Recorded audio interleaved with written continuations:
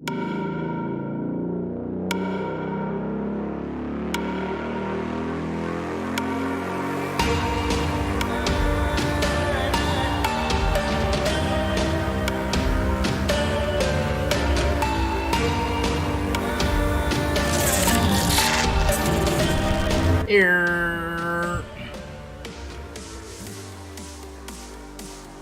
out here. Yo, we kind of went live a couple minutes, not 10 minutes. It's all good, though. What's up, chat? What up, Sean Parm? Yo, Spastic Toaster. Appreciate that follow. What's up, YouTube? I see you over there, too. You're still not on the main screen, but soon.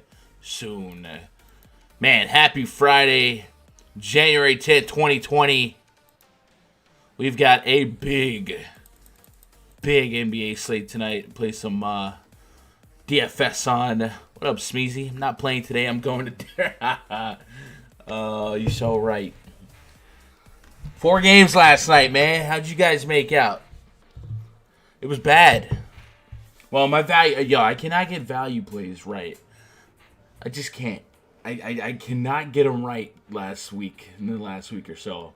But if you guys missed out last night or you played last night, Tristan Thompson was your slate leading fantasy scorer, 65.5 DraftKings points. He outdid Andre Drummond, and then Danilo Gallinari. That's right, Gallinari, who was questionable at main slate lock, was later ruled in, and it was discovered that he wouldn't be on a minute restriction. He was probably, well, I guess other than TT, but he was an amazing points per dollar play, 6,300. Talked about it in the RunDFS.com VIP Discord that he would be an elite DVP punt play. I don't want to say punt play, but like a tournament shot, like oh snap. That's how you use late swap right there. When you see guys like Gallo in a top matchup ruled in, you start late swapping to that, and he paid you off. Bruce Brown over Derrick Rose was the play yesterday. Jay Rich, 40% own on DraftKings.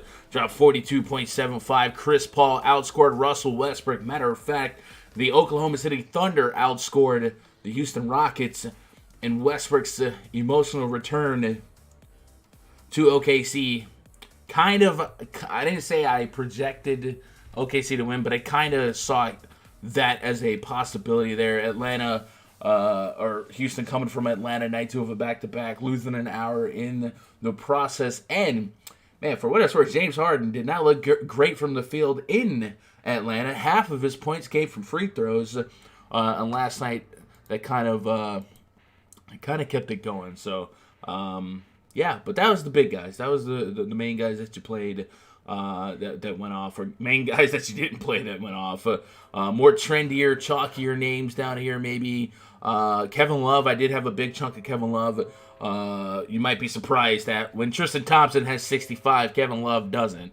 And Love was a pretty rough points per dollar play. Tobias Harris, same story, man. Jay Rich was the guy there. Al Horford had a great game.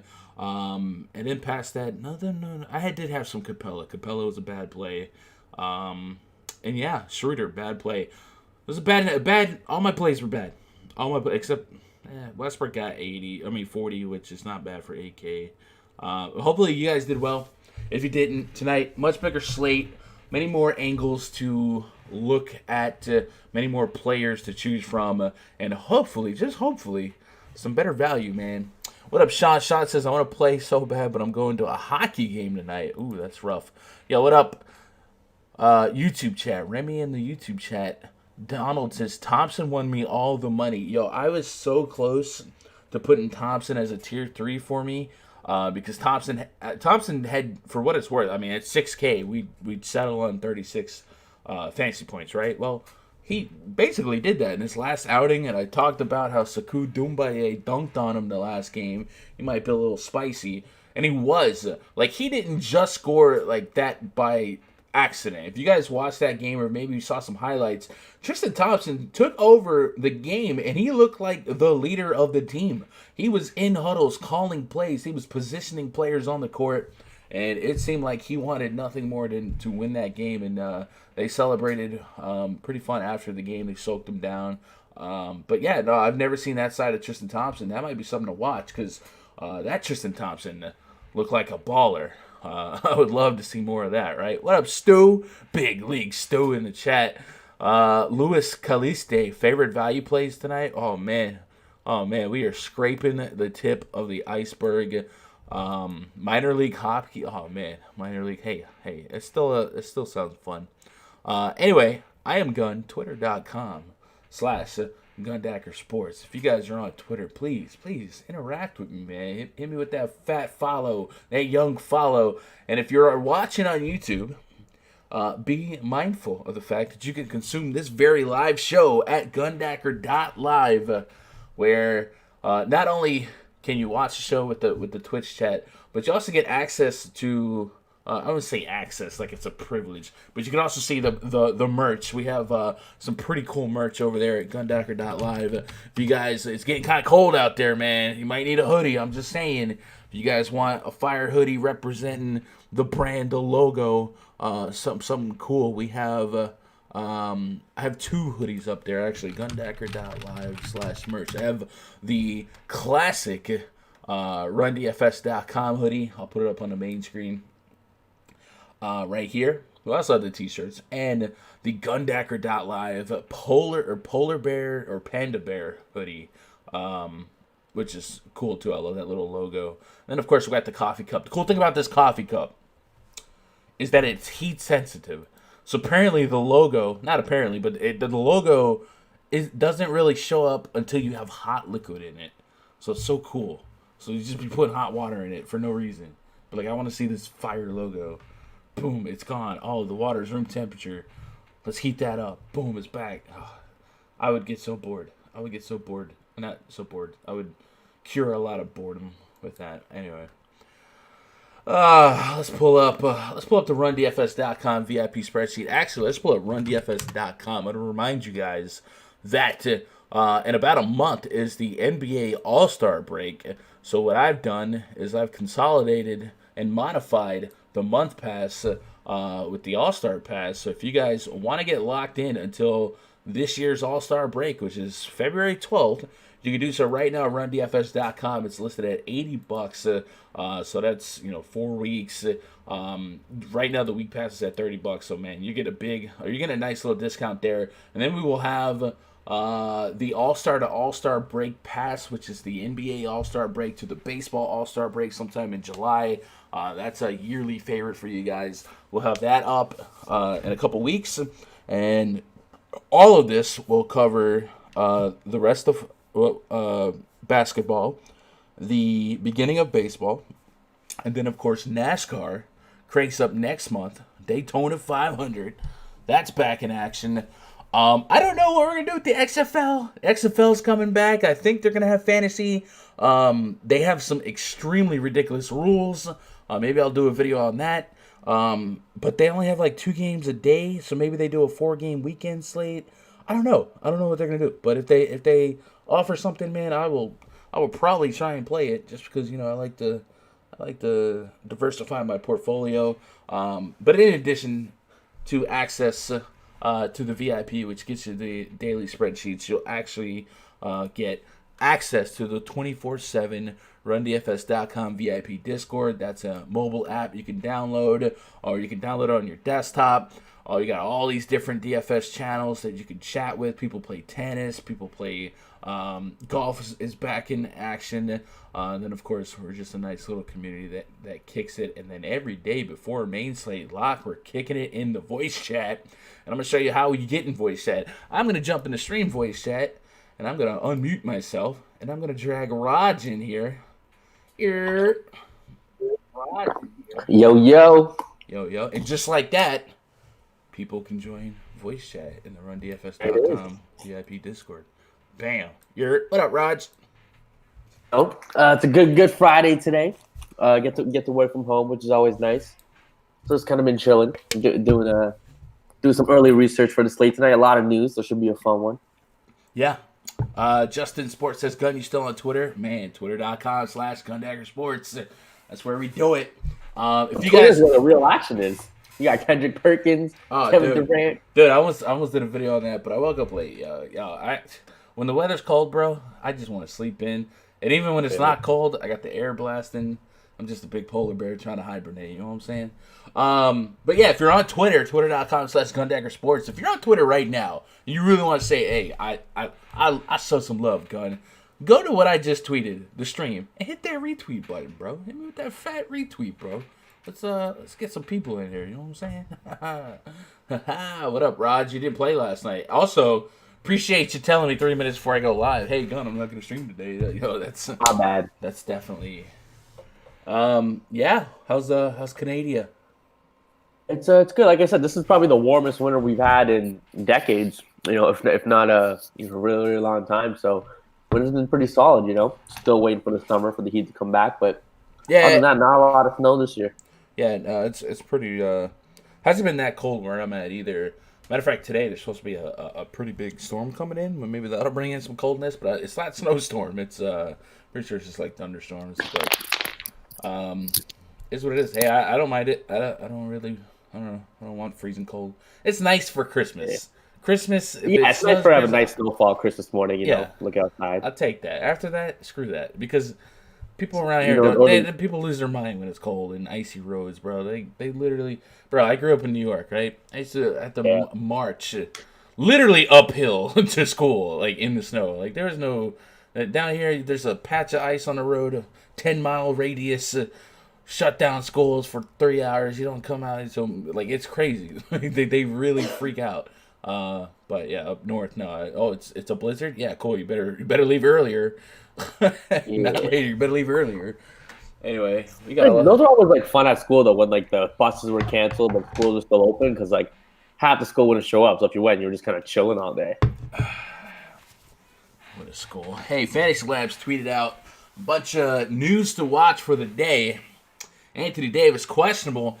I watched that fall, man. He landed right on his tailbone. I would be kind of surprised if he did play. Yeah, he has to be out. He's sitting. If he does play, I want all of this Anthony Davis ice crap to stop, or this glass stuff to stop. Because if he plays after that, man, Superman. LeBron James is probable. Avery Bradley questionable. Malcolm Brogdon questionable. Domantas Sabonis questionable. Bradley Beal questionable. Giannis Antetokounmpo probable. Ersan Ilyasova questionable. Aaron Gordon questionable. Marvin Bagley questionable. Marcus Morris the senior doubtful. Garrett Temple, Wilson Chandler questionable, and Marvin the Martian Williams questionable. So that's what we're watching as we start diving into today's action. So FanDuel and DraftKings, you know them. They got 100Ks to first on FanDuel, $7.77.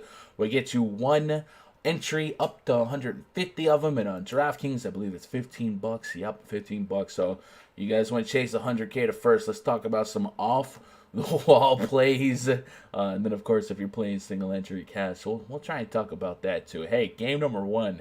Atlanta Hawks at the Washington Wizards. Your projected starting 5 for the Hawks today: Trae Young, Kevin Huerter, Cam Reddish Jr., DeAndre Hunter, John Collins. Taking on Isaiah Thomas, Gary Payton, Bradley Beal, Davis Bertans, and Jan Mahinmi. Now, we know this Wizards lineup could look several different ways today. And we're just projecting, Davis Bertans to be reinserted into this starting lineup. But remember, he was initially coming off the bench. So there's a lot of ways to go. But the biggest piece of news to watch for this game is the status of Bradley Beal. Bradley Beal's done with a sore lower right leg. He's questionable. He did go through shoot around on Wednesday before getting ruled out. So there's a good chance he'll be back in the lineup tonight. If not, Jordan McRae should again get a ton of touches offensively, with Isaiah Thomas and Ish Smith also getting a boost. Jordan McRae only played 21 minutes against the Magic in a 9-man rotation. Hopefully Bradley Beal's in, and we can stop with this Wizards nonsense, man. I was talking about it last night. The Wizards, the Timberwolves, and the Golden State Warriors have like this G League scenario where we have to just like start playing guys we don't know, and it's not consistent. It's always like random. So if Bradley Beal's back tonight, Davis Bertans back in the mix tonight, we kind of get a better idea of what we should be focused on or not be focused on. But the matchup is great. The Atlanta Hawks and the Washington Wizards, I mean, this is like a blow-up spot. We're looking at almost a 240 total, and it's a pick 'em. Both teams really, really bad on defense. If we pull up the team stats tab in the RunDFS.com NBA VIP spreadsheet, and we go look at defensive efficiency, sorted from worst to best. The Wizards are the worst defense per 100 possessions in basketball. The Atlanta Hawks, the third worst defense in basketball. And now we flip that and go look at pace. Washington Wizards run the second fastest pace in basketball. The Atlanta Hawks, the fourth fastest pace. So two of the top four fastest teams in the NBA and two of the top or bottom three defenses in the NBA can only spell a lot of points, a lot of fantasy viability, and we've seen both teams be involved in some big time scores this season. Matter of fact, I believe it was the Wizards and the Rockets had put up almost 300 in regulation not too long ago, and then the Hawks, of course, we've seen them allow 70 points and a half a few times. So put this together, and it might get crazy. So this might be your fantasy game of the day, and thankfully, it's the first game at lock, so we should know with ample amount of time who we can choose from and what to do. Well, we start with the Hawks side. I never thought I'd say this, but the Hawks seem a little bit more predictive than the Washington Wizards. Trae Young, John Collins, those are the main two. Trae Young coming off a game where him and James Harden, for the first time in history, were dueling 40-point triple-doubles. Definitely a spot here against the Wizards where he can curtain call that with another strong performance. He is 10.4K. This is a price point on a big Friday night where I want 60-plus fantasy points, but guess what? Against the Washington Wizards, that seems like a reasonable range of outcomes. So I definitely have a heaping of Trae Young, and today we might have to consider going above and beyond the 20% rule. John Collins, 8,500. This is a super smash spot for him. The Washington Wizards on this slate allow the second most fantasy points per game in the league to opposing centers, so big time matchup for him. Great handcuff opportunity there. And then Kevin Huerter had himself a little bit. Let me down last game. I had 80% and let me down. Yeah, wasn't great, but he still plays deep minutes, 37, 34, 40 minutes. He legitimately has a shot at 40 minutes. And if you're going to get 40 minutes in this total, in this pace, against that defense, absolutely in play here. We could see around 40 fantasy points. And those would be the... That makes sense. The guy puts up big games against Orlando, Boston, Indiana, Denver. These are tough matchups.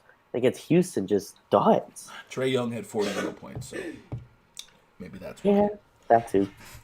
So if we're gonna run it back, I think we need to feel secure about who's playing for the Wizards.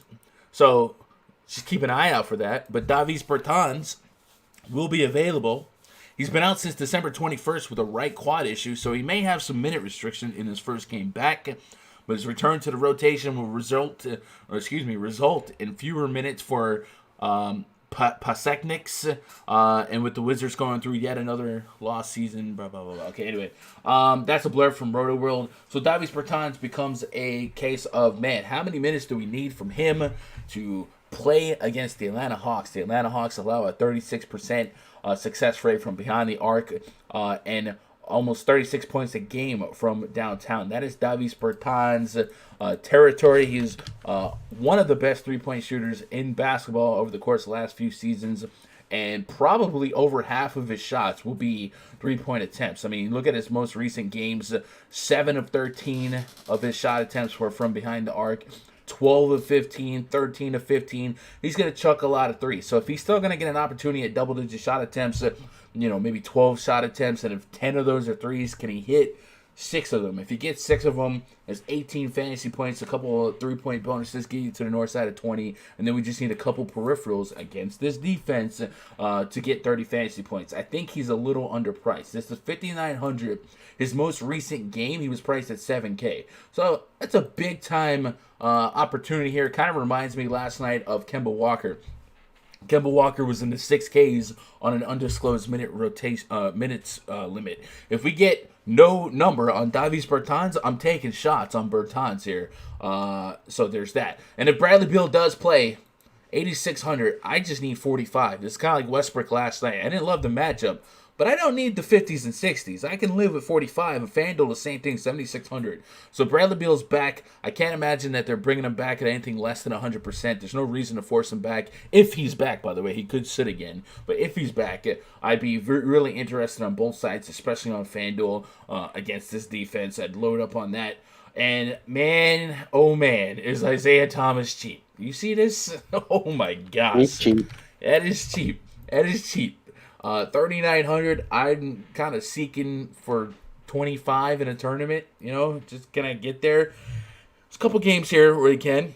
For what it's worth, last couple games, Orlando not a great matchup.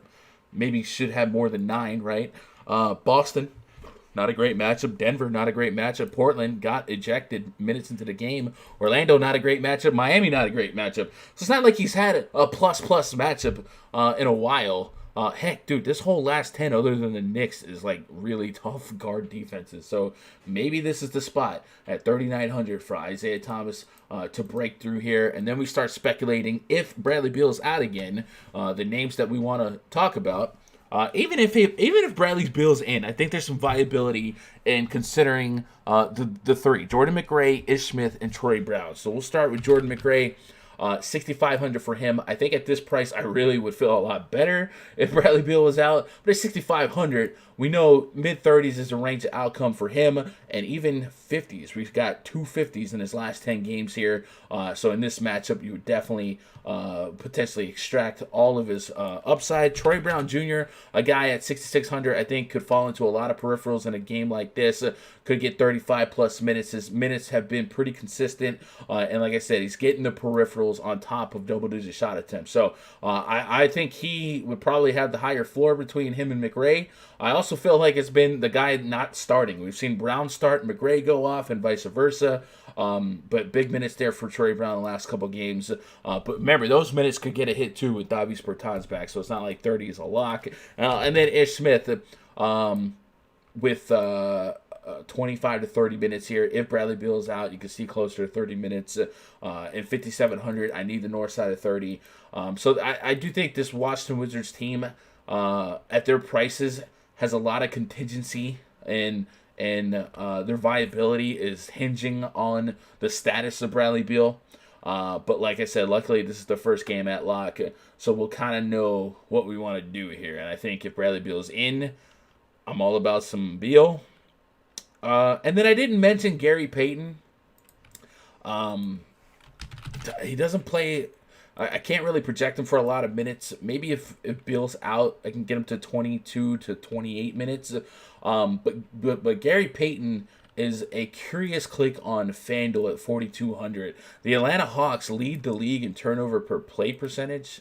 If I go to the RunDFS.com NBA VIP spreadsheet, check out that team stats tab. Atlanta Hawks right there at the top. Turnover per play percentage, which is a great stat. It's not just turnovers per game. It's the percentage of plays per game that they're turning the ball over. And because of both teams having the pace that they have, like, this could be one of those nights where Gary Payton has 5-6 steals like we saw against the Knicks. And if he has 5 or 6 steals at 4,200, times 3 on FanDuel, that starts you off at 15, and then a couple more peripherals, you might be able to get a cheap 30 fantasy point game from him. So he's somebody I would be a little bit more cognitive of in this pace. But I'm definitely on the edge of my seat on the Bradley Beal news status and what the starting lineup would be for the Wizards, because there's several different ways that they could go. I feel like I just went ham on that game, but did I miss anything? Are you on something that I missed? I mean, I feel like with these Washington guards, McRae, Ish Smith, Gary Payton, Isaiah Thomas, each of them could just play like 20, 23 minutes if Bradley Beal sits, which I wouldn't be shocked. So at those price tags, at a McRae 65, Ish 57, not the most comfortable. Isaiah Thomas I get at 39, but I prefer other value today. I mean, like I said, great spot, but it just seems like the coach just really wants to play all these cards. So not running to play them. And if Bradley Beal plays, I just don't play anybody. Maybe Bradley Beal at 8,600. PCs 30, 35 minutes against an Atlanta team. I could see a 50 bomb here, which at 8,600 I'll take. Yeah. Troy Brown Jr., I think he's probably the guy whose minutes are the most locked in. I mean, past 4 games, 31, Bertans. 36, 36, 35. Bertans is back, but wouldn't Bertans play more like the 4? Troy Brown's more of a 3? I mean, I don't know. They kind of play Eh, positionless Or right maybe now. even, I mean, at center, I could see, do you think Pasanix is going to play 35 minutes again? No, I No, no, right? probably Yeah, not. with Bertans back, I can see them going small. Maybe play Bertans at the 5, Troy Brown at the 4. And then maybe go guard heavy or play like Bonga at the 3 and go from there. I can see that happening. So if Bradley Beal plays, it might just be some Bradley Beal, and nobody else on the Wizards to want to touch him. But the Atlanta side, I think my number one, right back to Kevin Huerter, 6,100. Again, just still seeing the minutes. Last game let you down, but 37 minutes, so he can still pop off for 40 drafting points. I like that. Trae Young, I mean, like I said, he's 10-4. And I mean, now you got to debate. You're going to play him over a LeBron with possibly no Anthony Davis, a Luka, against the Lakers in that game, a Giannis. So you really kind of, he's priced up to where you have to make a decision between those guys. So we'll have some, yes. How much really kind of depends on the Davis news, and we'll see where to go from there. Like I said, Collins, 8,500. I mean, yeah, you're gonna like him. He's giving you 40. Could this Great, be great matchup. could this be the highest scoring game of the season if Bradley Beal's in? I'm having a thought. Like, is this the most easy game in the history of DFS to target? I mean, it's definitely one of those games. Definitely one of those games. Atlanta, Washington screams like it. 8,500. I just feel like, I mean, at that price tag, you really want like in tournaments of 50, For who? right? You definitely Collins? want, yeah, Collins. Yeah, all day long in this game, dog. What? Yes, yeah, Washington's the matchup to do it. He's done well against easy matchups. Chicago, he smashed. Houston, he did well. So in matchups, he's supposed to do well. He does well. So, I mean, again, pricing. Can you really play a Trae Young, John Collins, and a Herder? You're left with 5K each. Yeah, you can throw in some value guys there. So, I mean, I like it. If you want to play all three of those guys in the lineup, don't hate it. It's kind of hard bringing it back with Washington guys. I don't think it's that hard. But who are you going to play? Like, I don't want to play any of those guards, really. If Bradley Beal's in, there's no way I'm touching any of those guards. From the Wizards? No, that's no. You can. Like we've seen those guys get there with Beal before. Yeah, this isn't a game. There's one guy at 10K in this game. Bradley Beal, first of all, shouldn't be 8,600 if he does play. You dang sure shouldn't be 7,600 in this game, in this pace, in this matchup, this total. But think about the actual points that could be scored here. I'm curious to see where the sharp money is in terms of over under. But if this game is like 130 to 120, like I'm not surprised. That's a lot more points than normal, than a normal game, which is what the rest of this slate is. A bunch of normal games. Like this game. Oh, you know what? I think that New Orleans New York game could end up being higher scoring than this. You know Julius Randle and Marcus Morris are out, right? Out. Yeah. Exactly. That's not going to be higher scoring. The Knicks. I mean, which means less defense. I know those guys aren't elite, but the guys from New York's going to play are worse defenders than those guys. It's the Atlanta Hawks and the Washington Wizards. Hear you. I'm just saying, how many times have we played these great Stop! You're ridiculous. That would pan out the way they do. No, stop. I'm just okay. Would Bradley Beal really going to play 6,500 McRae? If he gives you 30, that's great. But I mean, you're not excited about it. Yeah, but I'm not like I'm not walking into traffic. I don't know what you're. I mean, I just don't see a world where these Washington guys look All bad. right. Isaiah Thomas. How much? 3,900. Again, 23. If you see 23 minutes, okay, at 3,900, I could fade that. Like it's not. I could fade that so easy. If he dropped 25 fantasy points, and that's probably a ceiling, but if he did it, I'd take it. 3,900, I'd take it. Take it, but I'm not.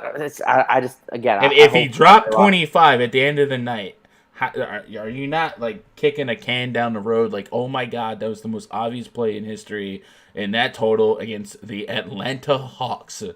Okay, I mean, 25 fantasy points at 3,900 is not. It's not That's breaking not the money. slate, but dude, Yeah, I've been struggling out here with these value plays. All right, I I had hear you. freaking 9 and 6 with Kevin Porter Jr. and Anthony Simons last night. Like, come on, man. I'll take I hear you. 25. Gosh darn it. Anyway, let's see what the live chats have on this one before we matriculate on to the next one. First, we'll check out Twitch. Hey, shout out to Kiawa. He says Bertans being back sucks. Grizzlies Spurs pace is close too. Yeah, but I think these two teams are just like they don't play defense, so there's that, right? Could I play Lit? Alex Lit 5,200. It's kind of like the Enes Kanter area where I think he could get us to 30. How much more than 30? I don't know. But if he got 30, I certainly wouldn't wouldn't reject it. So it's there. Yeah.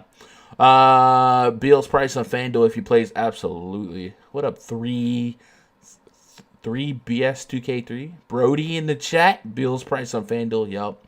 No days off. Raj is speaking, so you don't need to pay attention. Oh, man. Oh, Go man. ahead. What up, West Coast Jam? You guys remember that game last year? Bulls, ATL, Triple OT. That when peeps all the money, this could be it. I agree. I mean, projecting Triple overtime's OT is nuts. an anomaly. But both of these teams, the Hawks and the Wizards, have been involved in some of the highest scoring regulation games ever this season. Like this season, especially the Hawks. Don't forget JVL versus Gun. Rank your Washington players by top favorite to least. I feel like that's a question that is contingent on Bradley Beal's status. So I didn't want if Bradley Beal's in, it would be Beal 1, Bertans 2, Troy Brown 3, McRae 4, and then if Beal's out, give me all the McRae, give me all the Brown. Bertans will probably still take 15 shots even if he played 25 minutes. And then Ish Smith for sure. And I'm telling you guys, man, I have not played Isaiah Thomas much at all this season. I really just haven't. But if you're fading him based on game log, man, put some context to this game log. 24 minutes in a blowout, 23 minutes in a tough matchup. He still got you 23 fantasy points. Denver 17 minutes game, got away from there, but it's still a very bad matchup. Jamal Murray, Gary Harris. I don't even know if Gary Harris played that game, but it's a bad matchup. Portland got ejected. Orlando, like the only matchup that I'm looking at in the last 10 that I would consider, not a bad spot is the Knicks game. Like everything else here is probably, if you look at the DVP chart, these are all probably bad matchups except Blazers where he got ejected. So I don't know that it's necessarily fair to judge him on the last 10 at this price, right? If he's 45, 5K, we're not even discussing him. But the fact that at 3,900 that we're dealing with what could be one of the highest scoring games of this year, this fiscal year, I just think he's worth Starting? Isaiah. Yeah, why wouldn't he? He's been the starter. Anyway, sweat with swag. I'd rather have Rondo. Okay.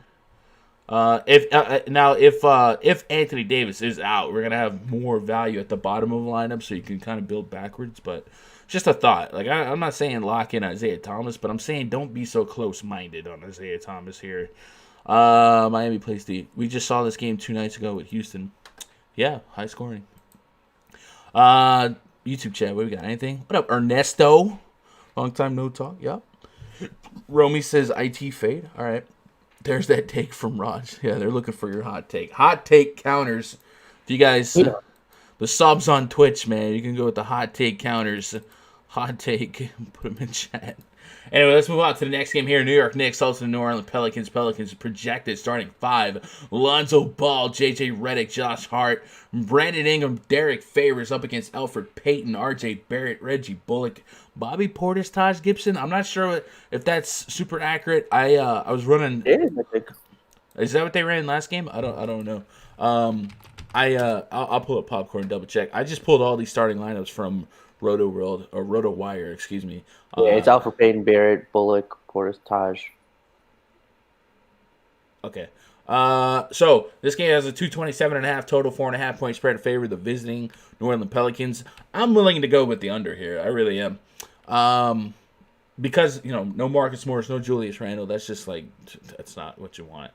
Like I mean, that means more Bobby Portis, more RJ I Barrett. mean, Like, I don't get it. Why do you I think like going? that. I'm saying I'm going with the under on the total.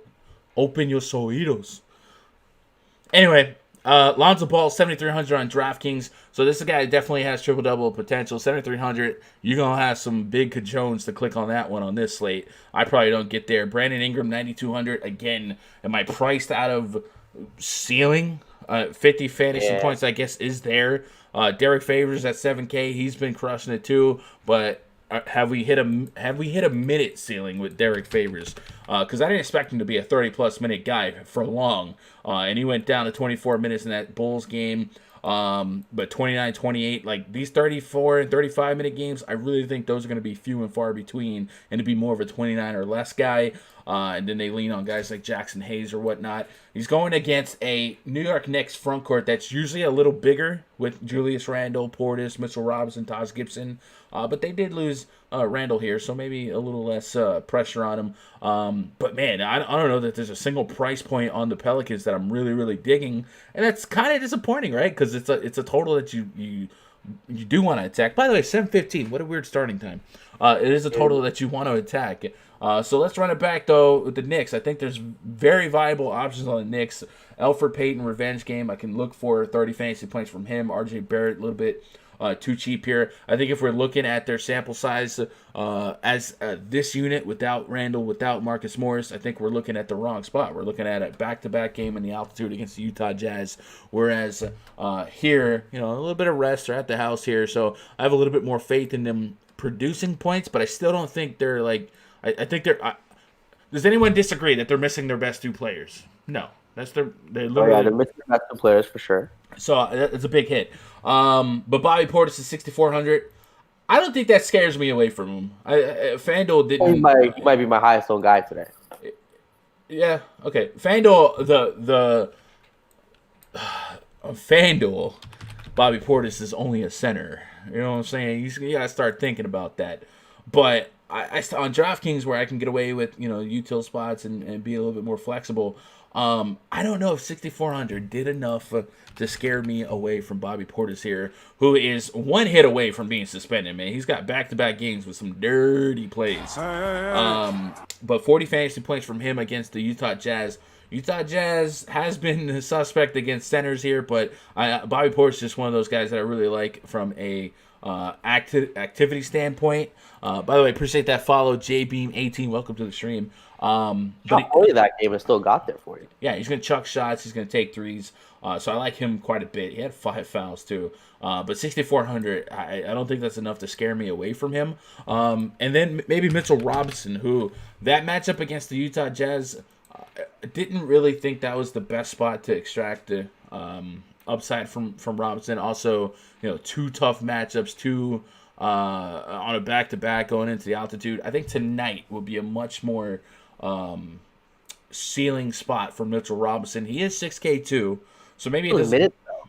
Yeah, well, okay, but I think maybe this matchup. What do you mean those minutes? Julius Randle's only been out 2 games. 26 minutes I'll take, and then maybe he played 22 last game in a spot where he probably should have played 30, 32 again. In a blowout in back-to-back in the altitude. Relax. But what I'm saying is this is a better spot for Mitchell Robinson than the Utah game, in my opinion. It's just this. So I'm not running to the edge of the earth to play him, but I'm saying in tournaments, we're talking about 100K to first. You look up at the end of the night, Mitchell Robinson's flirting with a 40 bomb. Makes sense. It's the Pelicans game, and M-Rob's at the hizzy. At the hizzy. What the freak? I promise that just slipped. I didn't. Right now, we're right there. When I started that sentence, I had no intention of finishing it with at the hizzy. I don't mean that one. I don't know what that was. I'm sorry, Mom. I'm sorry. But yeah, Bobby Portis sticks out as probably my favorite play here. And then RJ Barrett, Elfrid Payton are both very, very valuable. I don't know how much exposure, like where do I tier them? Because Elfrid Payton, he's at a price point where he's going to start competing with, I don't know, like the Jordan McRae's and the Troy Browns. But Elfrid Payton does have potential to be double upside. Yeah, triple-double upside, 100%. 24 minutes on that back-to-back against Utah and then 30 minutes against Los Angeles. LA, a tough matchup, too. You got 30-plus fantasy points. Like I said, triple-double potential here, so I'm certainly a buyer. But the Pelicans, man, can we talk about how I don't think I'm going to have any Pelicans, and they're implied to be one of the highest-scoring teams on the slate? I think Brandon Ingram can get you another 60, coming off of a 60. So at 9-2, again, I don't think a lot of people are clicking, but if you get him at decent ownership, get you a 60 bomb, wouldn't be shocked. So I'm going to have some of him in game stacks for sure. Lonzo Ball, I think, is definitely an interesting 50 bomb at 7-3 waiting to happen. Dude was literally, playing crazy and then ran into Chicago, which is literally, like you mentioned, the not worst matchup for point guards, and still put up 30. He put up 30 fantasy points, which at his regular price tag of $5K would be fine. Obviously, at 7-3, not going to get it done for you. But if he goes back, and has that game like he did against Sacramento, this is one of the pace-up matches for him.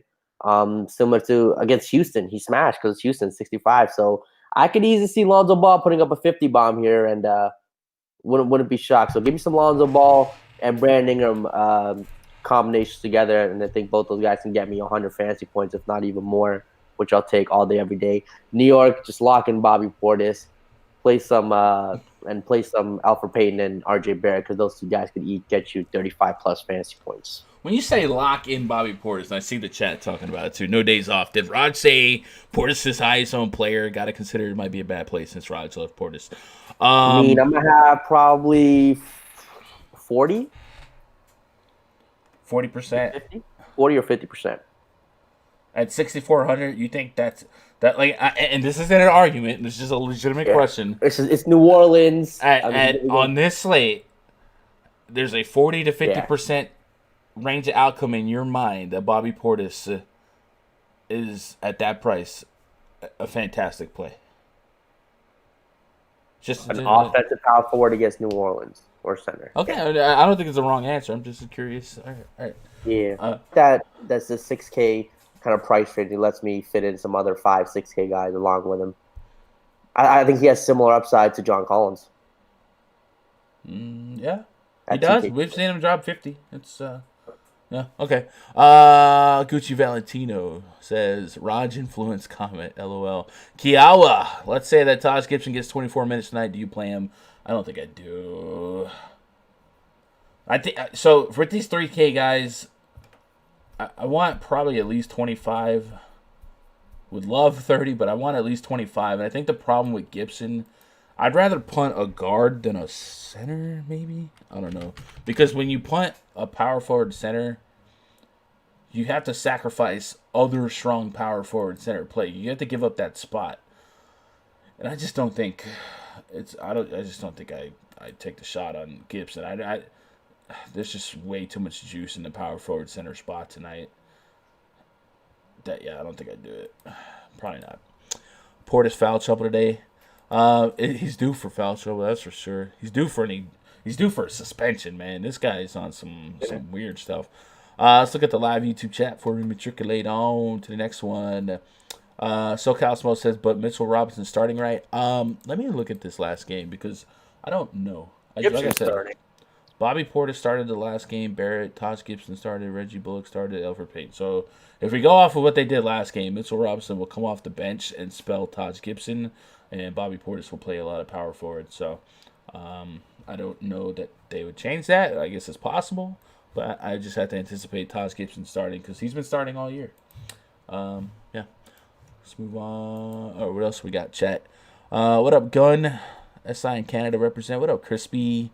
Benefit of the doubt given for the off the hizzy slip. I don't know what that was. I don't even know. I don't know what that was. Josh Hart, RJ Barrett could be sneaky. So I'll tell you what. Josh Hart on FanDuel 4,400. He's been dealing with elevated ownership the last couple slates. The last slate, I thought he was the fade of the century at halftime. I was like, you guys are idiots. And then second half, he woke up and finished with 28.5 fantasy points. So he does have 25 to 30 fantasy point potential. I mean, at 4,200, 28 is great. It's fine.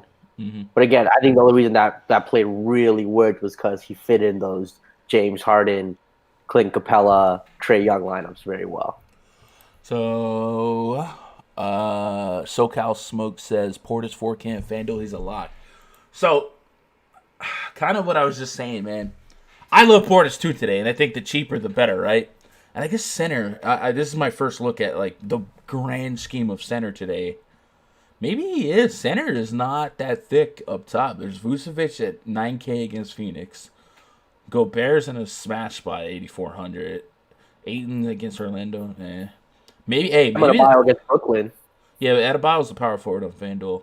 So, in a FanDuel sense, yeah, maybe Bobby Portis just is the play. I would. Montrezl Harrell, guy in the chat, but Montrezl Harrell versus Bobby Portis. Similar price tag is a very interesting 1v1. I'd like to play them both together. Yeah. Gun, how did things end with the spider? Well, I'm still here. I don't know where that spider's at. No, I honestly don't know where that spider went, dog. I mean, I've been sleeping with one eye open. Me and my old lady doing shifts. I'll sleep 10 minutes so she can sleep. No. Dude, you know what's crazy? That night, I'm out in my gym, and you guys don't know.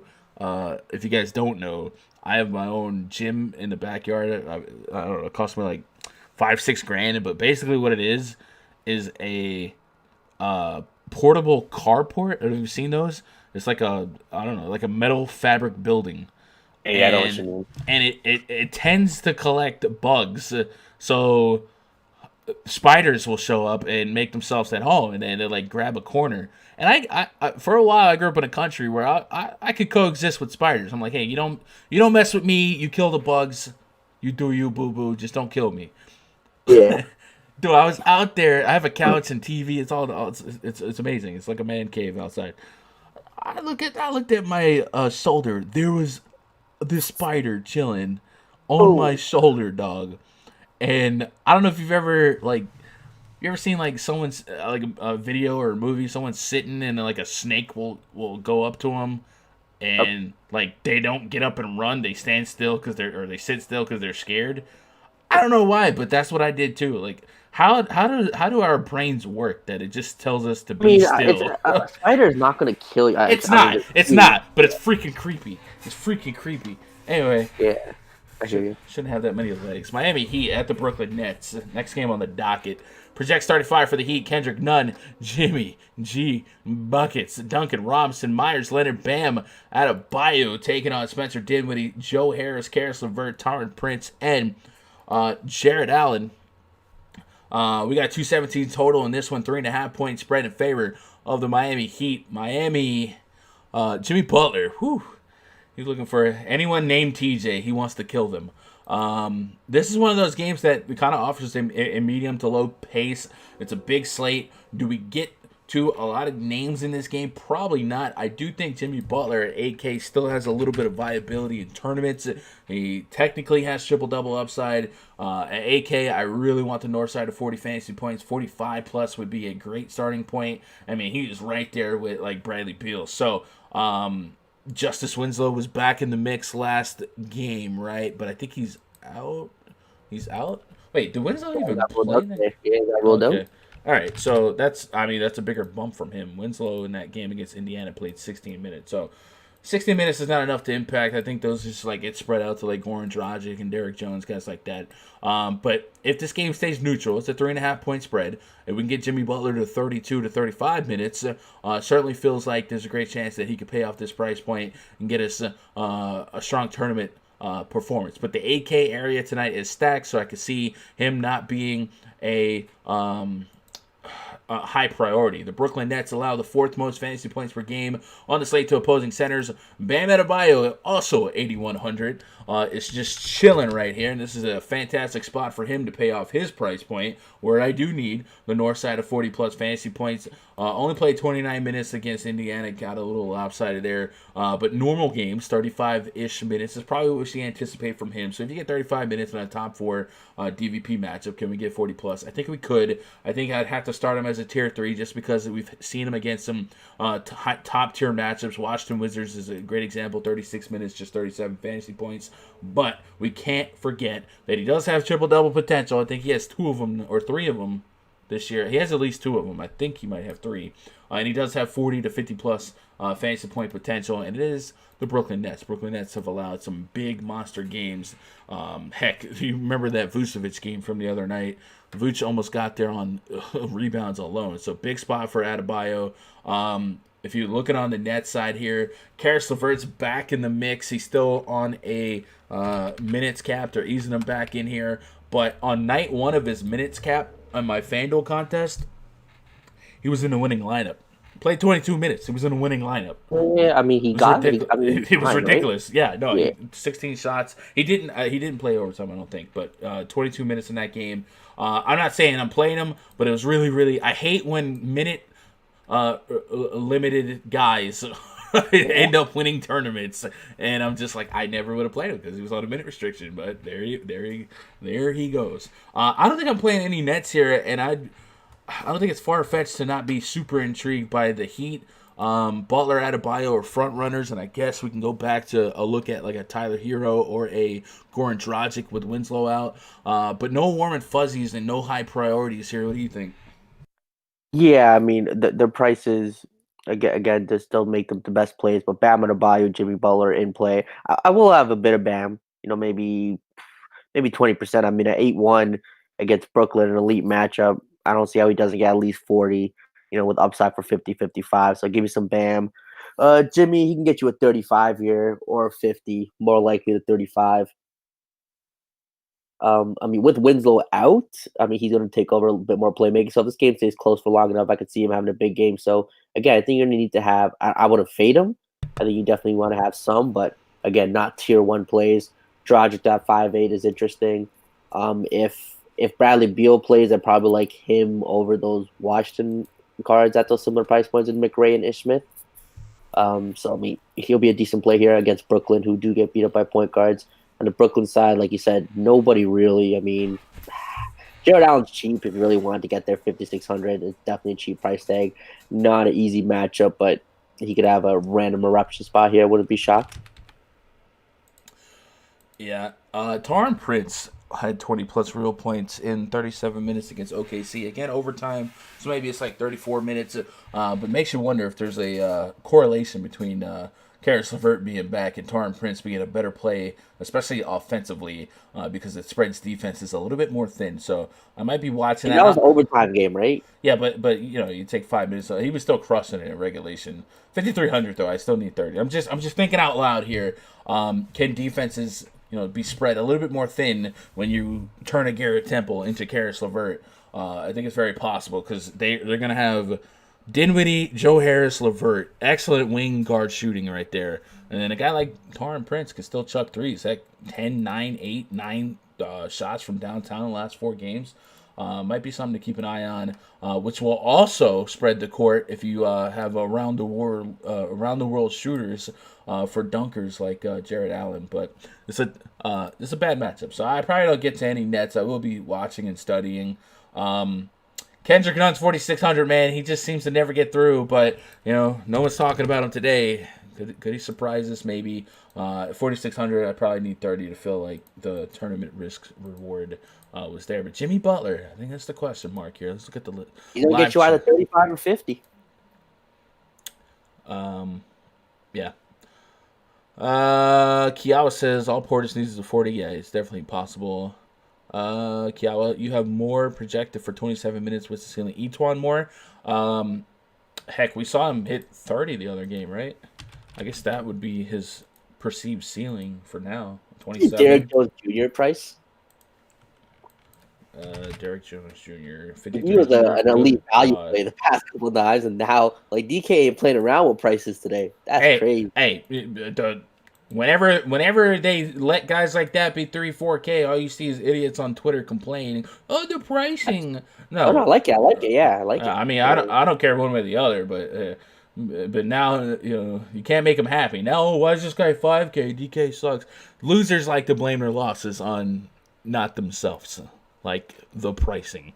If you don't move, they can't see or hear you. It's instinct. Yeah, I guess it is instinct, man. What do you think about a stack that features Leonard, DeAndre, Jarrett, and Prince of this game? Myers Leonard?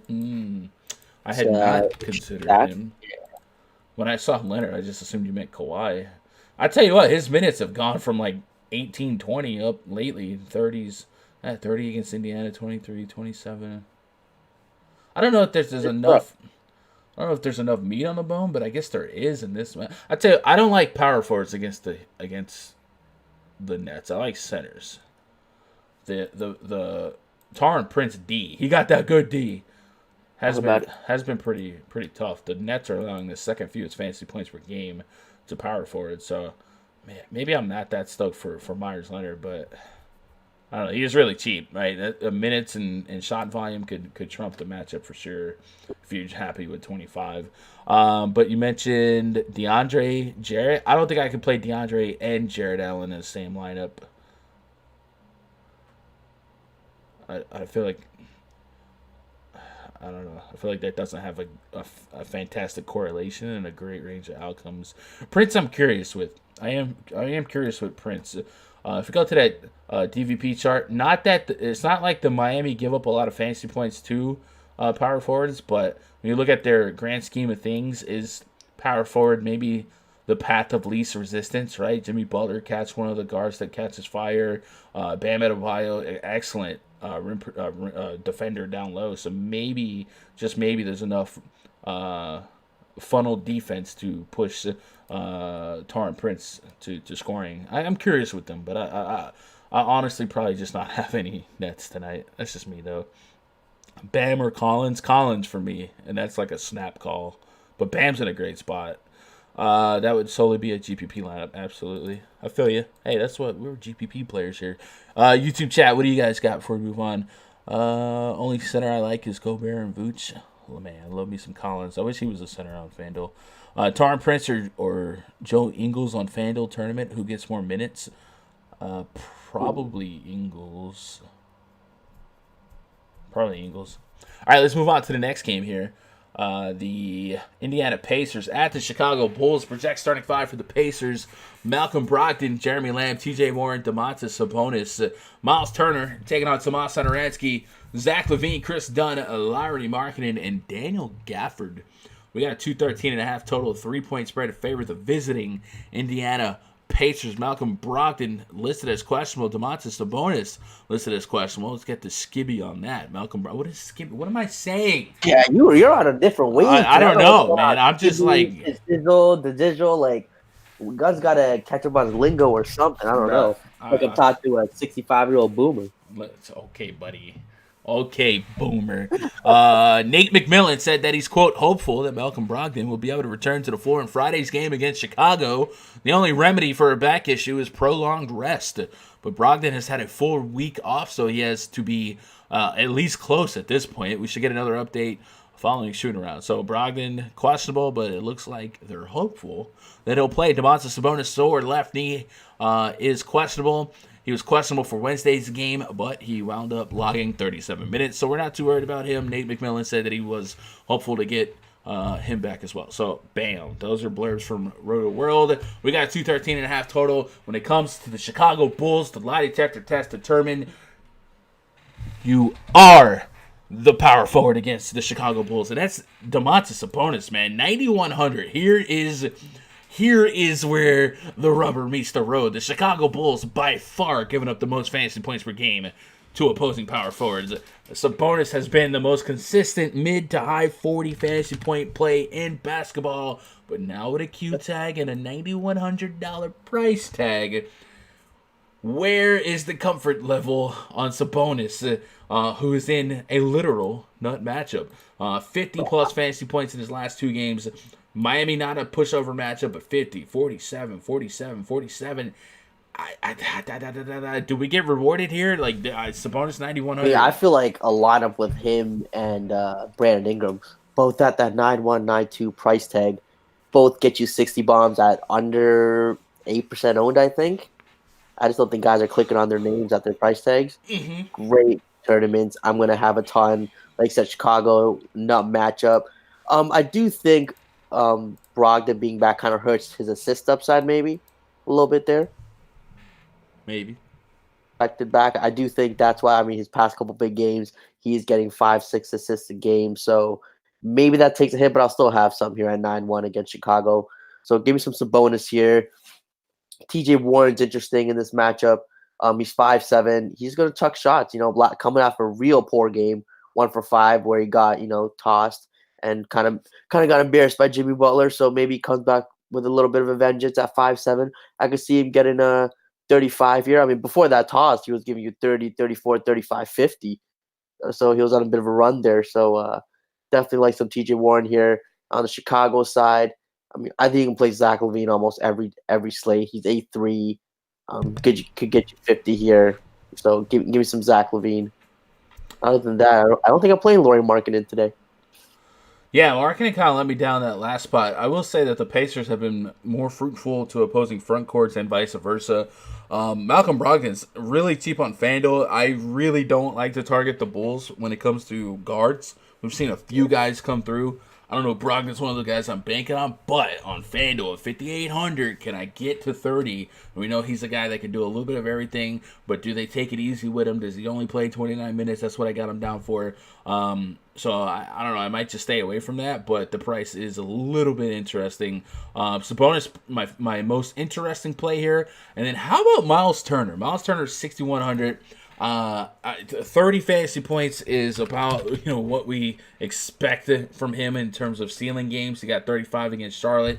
He did get 36 minutes in that game. As bad as the Bulls are against power forwards, they're also pretty bad against centers as well. And without Wendell Carter Jr., they're even more short-staffed. They're giving up the third most fantasy points per game today to opposing centers. And let's see, NBA blocks allowed.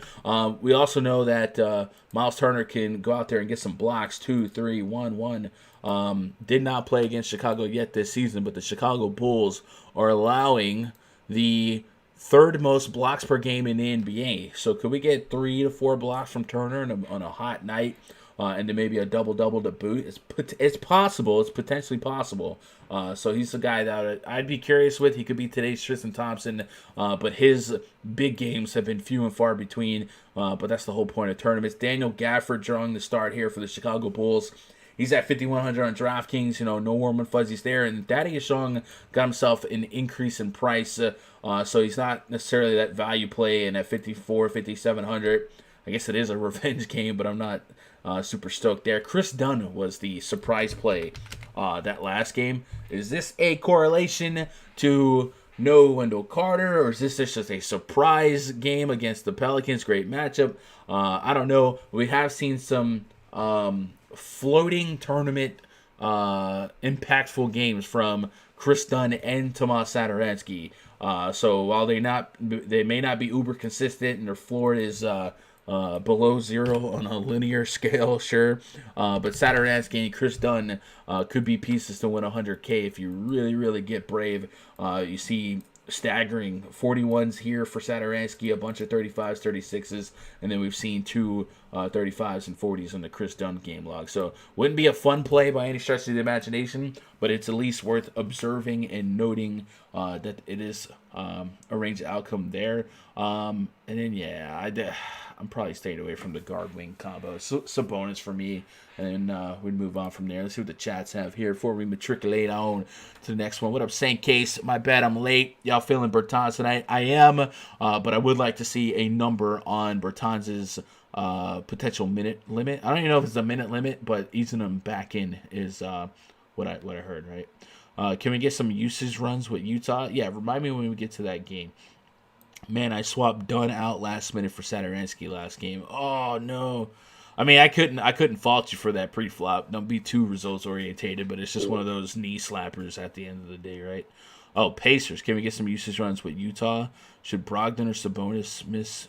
I mean, Pacers.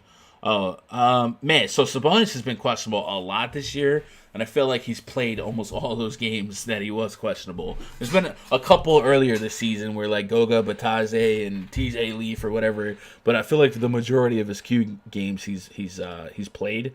But I don't know that there's much, if any, sample size of no Brogdon, no Sabonis with Turner, because Turner missed a lot of games earlier this season. We would just have to assume that Aaron Holiday would pick up some slack, and then if they still have Goga on the on the big league roster. I know they called him up, but if they still have him, I'd be looking at him. Anything in the YouTube chat before we move on? Ernesto says Brogdon, Lamb, Warren, Sabonis. All right. Lamb and Sabonis for me. Lamb. Ooh. So I've told you guys I hate targeting Chicago with guards and whatnot. Chicago has been one of the best defenses in basketball. Like, people don't realize that. They may not be good on offense, and they may not show you a lot of win-loss viability here. Defensive efficiency. Chicago have a top 7 defensive efficiency, 102.8 points per 100 possessions. That's really good. And if you look at that DVP chart, they've been really good at restraining opposing guards and wings. It's the front court that really leaks through. So I can't find myself getting excited for Brogdon, Lamb, Warren. I will say the price points is low, but if Brogdon's back in the mix, man, there's TJ McConnell, there's Doug McDermott, revenge game, there's Aaron Holiday, Justin Holiday. There's a lot of not mouse to feed, but there's a lot of guys to get minutes. So I'm maybe not super stoked to get to these guards. I don't know. Dunn leads the league in steals. Yeah, Chris Dunn's a crazy. All right, let's move on to the next game. San Antonio Spurs at the Memphis Grizzlies. Project starting 5 for the Spurs. Dejounte Murray, Lonnie Walker the fourth, DeMar DeRozan, Trey Lyles, LaMarcus Aldridge taking on John Morant, Dylan Brooks, Jay Crowder, Jaren Jackson Jr., Jonas Valanciunas. 231 total, and at last glance, it is a pick'em. So maybe not quite as high as the Wizards game, and it is higher than the Knicks game. But a lot of potential value here for tournaments, a lot of potential ceiling, a lot of medium to low pricing. The most expensive guy in this game, $7,400 for LaMarcus Aldridge. So it's a very stackable game to attack if you think that you should attack it. Let's start with the Spurs here. DeMar DeRozan's interesting, but I think LaMarcus Aldridge is probably going to be my favorite option from the Spurs side from a game-to-game basis. Last time out, or this season against Memphis, he's averaging 60, and I think that last game he had this season he's averaging 50, and I think that last game out, I think he dropped a 60 bomb. Let me pull that up. LaMarcus Aldridge. Oh, there it is right there. Hey, they knew. Yep. We got 65, 32, 45. So 2 of his last 3 games got you 40 plus. Definitely a great starting point. He had 40 real points and was plus 29. Chalk today too. He's 28% expected ownership. Really? A 10-game slate. All right, that's ridiculous. That's wild. That's a little crazy. We'll see about that. Ownership projections have been so bad this week. But we'll see. Let me see what I got on him in terms of ownership. Spurs. Aldridge projected to be. What I'm looking at is not 28%, but I also don't think that they've kind of adjusted here. So we'll see. But yeah, there's a lot of viable names here. DeRozan's viable at 7,200. That's never a fun name to click, but the shot attempts for him are there. He's shooting at a much better clip lately. I can't talk anymore. 58%, 70%, 50. There's a lot of 50+% shooting games here. He hasn't had a sub 50% shooting game since Brooklyn, and that was 10 games ago. So he's on a nice streak. He hasn't had a game that's killed you in a while too. Yeah, the downside with DeRozan that I really, really hate is the man take 15, 17 shot attempts, 20 shot attempts. He doesn't shoot threes. He just doesn't. And you just feel like that you want a little bit more there. Yeah. Last 2 games against the Grizzlies, he's averaging 40 fantasy points. 40 is what you want, what you need at 7K, but it definitely would fill out a nice game stack if you got you 40. These guards for the Spurs, I think that's your wild card here. You never know if it's going to be Walker or Forbes or Patty Mills or guys like that. On the Grizzlies side, John Morant. There was a brief period where it looked like Morant had busted through that 30-minute threshold. But he only have 1 or 2 games north of 30 in his last 5 or 6. So I'm a little bit worried about that at 7,200. Honestly, I'd probably fade that at 7,200. J-Val's intriguing, but he's kind of the same, volatility at 6,700. There's not a whole lot of high-end centers tonight.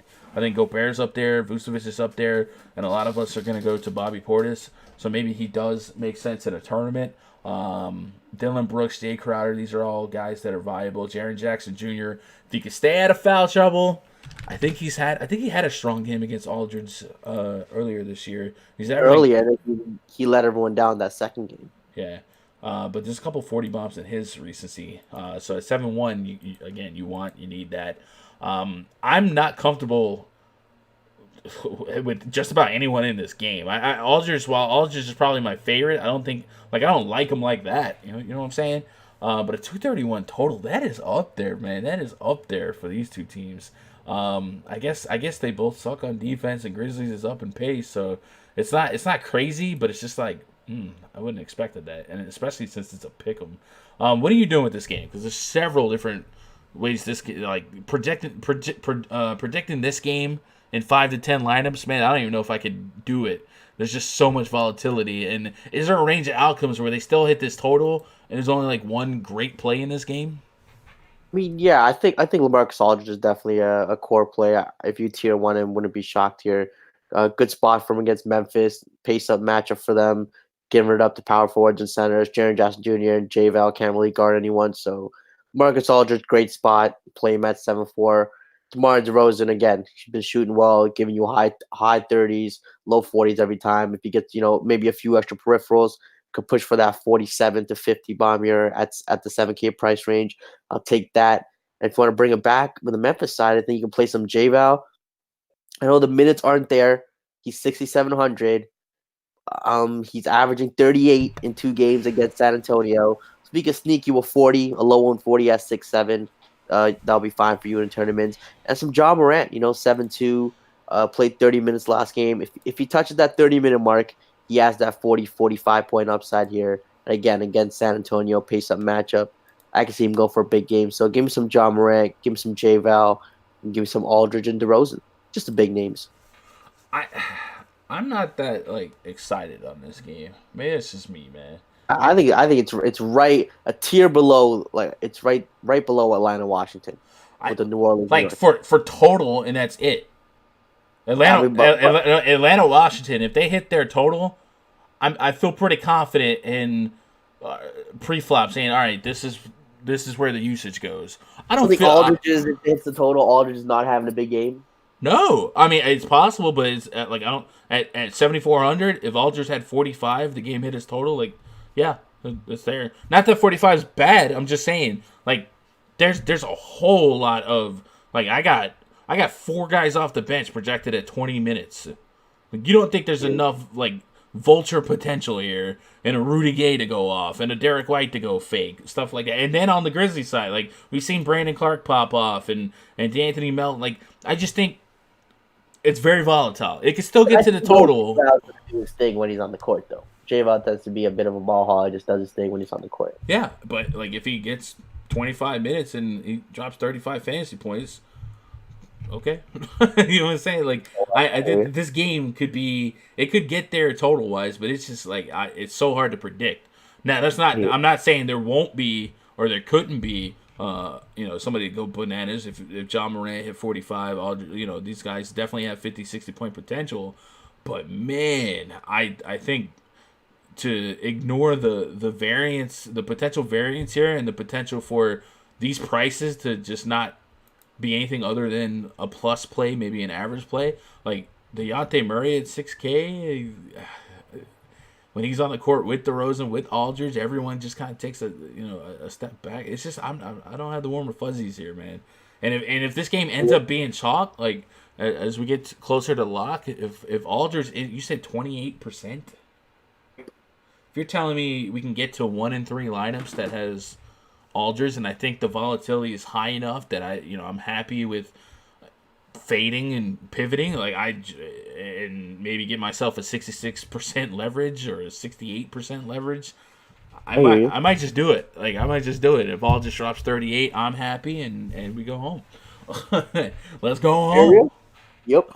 But that's just all. That's game theory and leverage stat. Don't. If you're on this game, don't get off of it because of me. I'm just I just see these prices, and I don't think that I don't think it's a lock, but the total is nice, right? Let's see what else we got here. Romy DeRozan, the minutes and usage is there for sure. Usage doesn't always mean fantasy points. Always a chance if J-Val breaks the slate early. Yeah.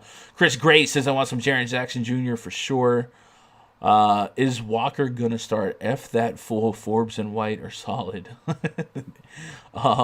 Solid players, not DFS. And that's the thing. Like, if all these guards, not DeRozan or whatever, but if Lonnie Walker went out there and, you know what I'm saying, got 20, if Rudy Gay or Derek White got 20, Patty Mills got 20, Brent Forbes got 20, and that's basically what the algorithm is spitting back, 18 and 20s and 19. Like, they could combine for maybe 30, 40 real points.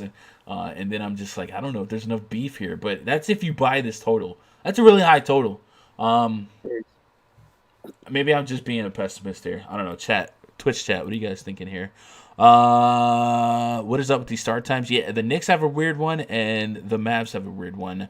I don't know if there's some like symbolic thing about starting at 7:15, but yeah, Mavs game is because of the weather here in Dallas. Tornado watch. Did they really move that because of the weather? I'm here too, and yeah, we got some big storms coming. But I don't know why that would. I don't know. Shelter down though. I saw a crazy stat that Memphis is 12-0 when Brooks scores 20 plus real points. Oh wow. Spurs pace is like top 6. I know the Memphis Grizzlies pace is. I'll double check the Spurs though for you. Using the Hollinger stats. Now, this is based on the whole season. Memphis is 105.3 points or possessions per game, and San Antonio is top 15. Now, if you were to chop it down to like the last 30 days, it could be a little bit different. But right now, I'm just going based on the full season, so it'll still be above average pace. Davis ruled out. Anthony Davis got ruled out. Oh. So we haven't talked about that game yet, but that could make center a little bit more blurry because JaVale McGee and Dwight Howard now could get bigger minutes, and that's probably going to make LeBron James the highest owned stud on the slate, which maybe makes Trae Young more sexy to me in that total. I don't know. I'm just saying. 80. All right. And Kuzma, yeah. All right, let's move on to the next game. Orlando Magic at the Phoenix Suns. Project starting 5 for the Magic. Markelle Fultz, Evan Fournier, Wes Iwundu, Aaron Gordon, and Nikola Vucevic taking out Ricky Rubio, Devin Booker, Kelly Oubre Jr., DeAndre Ayton, and Aaron Baines. A 217.5 total. We did have Q tags here on Aaron Gordon, and DJ Augustine is out, which I feel like we can explore that one a little bit to see what we might be able to do in terms of a next man up. Is it Terrence Ross as the point guard for 35 minutes? Maybe. Do we get way more minutes out of Markelle Fultz? Maybe. First, let's check on Aaron Gordon and see what we might expect from him. Aaron Gordon is listed as questionable with a right calf tightness. He had a sore left Achilles issue last week, so at least it's a different leg. However, teams are more cautious with calf issues this season, so there's a chance Gordon has to sit out. If he can't go, Kem Birch would likely get a chance to build off of his 11-point game on Wednesday. And I say that with tongue-in-cheek, but Kem Birch was actually a good fantasy play last slate with 32 fantasy points, with 3 steals, a block, 9 boards on that 11 points. So we'll be looking for Aaron Gordon news and notes. And then, like I said, DJ Augustine has been ruled out with a left knee contusion.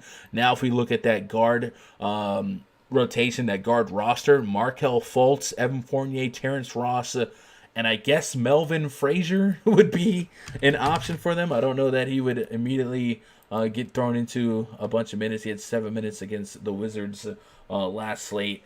I mean, this is a no-name, nobody. No one's going to play him, but is there 25 to 30 minutes for Melvin Frazier? Maybe. If you guys want to win 100K to first, maybe do some deeper diving on him to decide that. If Gordon's unable to go, I think we can put the arrow up on usage for Vucevic, which, again, like Sabonis, like Brandon Ingram, those price points might be more uncomfortable, but he does have viability and potential to pay that price tag off. You could see a 50 from Vooch, not a warm and fuzzy click and not a must-play click if he did play, but you're definitely going to get sub 15, maybe even single digit ownership on Vucevic, considering that a lot of people are going to start their lineups with, the Bobby Portises, and they're going to try and go up there and get the LeBrons and whatnot. But Markelle Fultz, I think Markelle Fultz has a great opportunity here to play deep minutes. I got him down for 34 minutes. That's just because I see the MCW, the Augustine minutes, and I think Markelle Fultz has to grab a couple extra. And he's been playing super solid basketball. 5,800, do I get 30 to 40 fantasy points? In this matchup, it's very possible. Evan Fournier is an option as well. And then I mentioned Terrence Ross. Ross is an extremely volatile option, but at 4,500 off the bench, I also think they lean on him to do some ball handling. And I think this is a spot where they likely need him to play 30-plus minutes to pick up those Augustine. Can I get the north side of 30 out of him in those minutes? I think it is a possibility. He did drop 32 fantasy points in 22 minutes against the Suns last time out. So if he gets an extra 10 minutes to build off of that, I do think he's in play. I think he'll be a risky value play, but he'll be a play. On the other side here, Devin Booker's 8,400 on DraftKings. You want to talk about guys that make perfect sense but probably don't get ownership? I think Devin Booker's in the conversation, man. How many games in a row now with 30 real points to set an extremely high floor? Not like the Magic's a great matchup, but them going from east to west here and could be a little short staff, missing some of their best defenders. No Isaac, no MCW. Now Augustine down. Do we get another 50 bomb here from Devin Booker? And he's done that in, 4 of his last 5 of his last 6. He's on a nice little roll. 34 games. Yeah, and I could be wrong. Devin Booker could be chalk, but just thinking about the field right now, with that AD news dropping, I think everyone's going to run to the lineups, find LeBron James, click LeBron James, and then, like I said, Bobby Portis, all these guys. So these 8K guys just fall through the cracks, and you're not going to get a lot of ownership on Devin Booker, and he's been absolutely crushing it. And maybe Ayton back is a plus for him. So 8,400, can we get another 50 bomb? I think it's viable. I think it's possible. And Ayton's at 8K as well. So there's a lot of I would say there's a lot of field leverage game theory to be done here, because I do think this game presents some strong plays like Devin Booker. And then I also don't think you have to go overboard. Like Devin Booker, I'd be shocked if he's over 16%, right? Maybe. 16? Yeah, I'd be shocked if he. I'd be shocked if he's over 10%. I'll give the field a little bit of credit, but yeah, okay.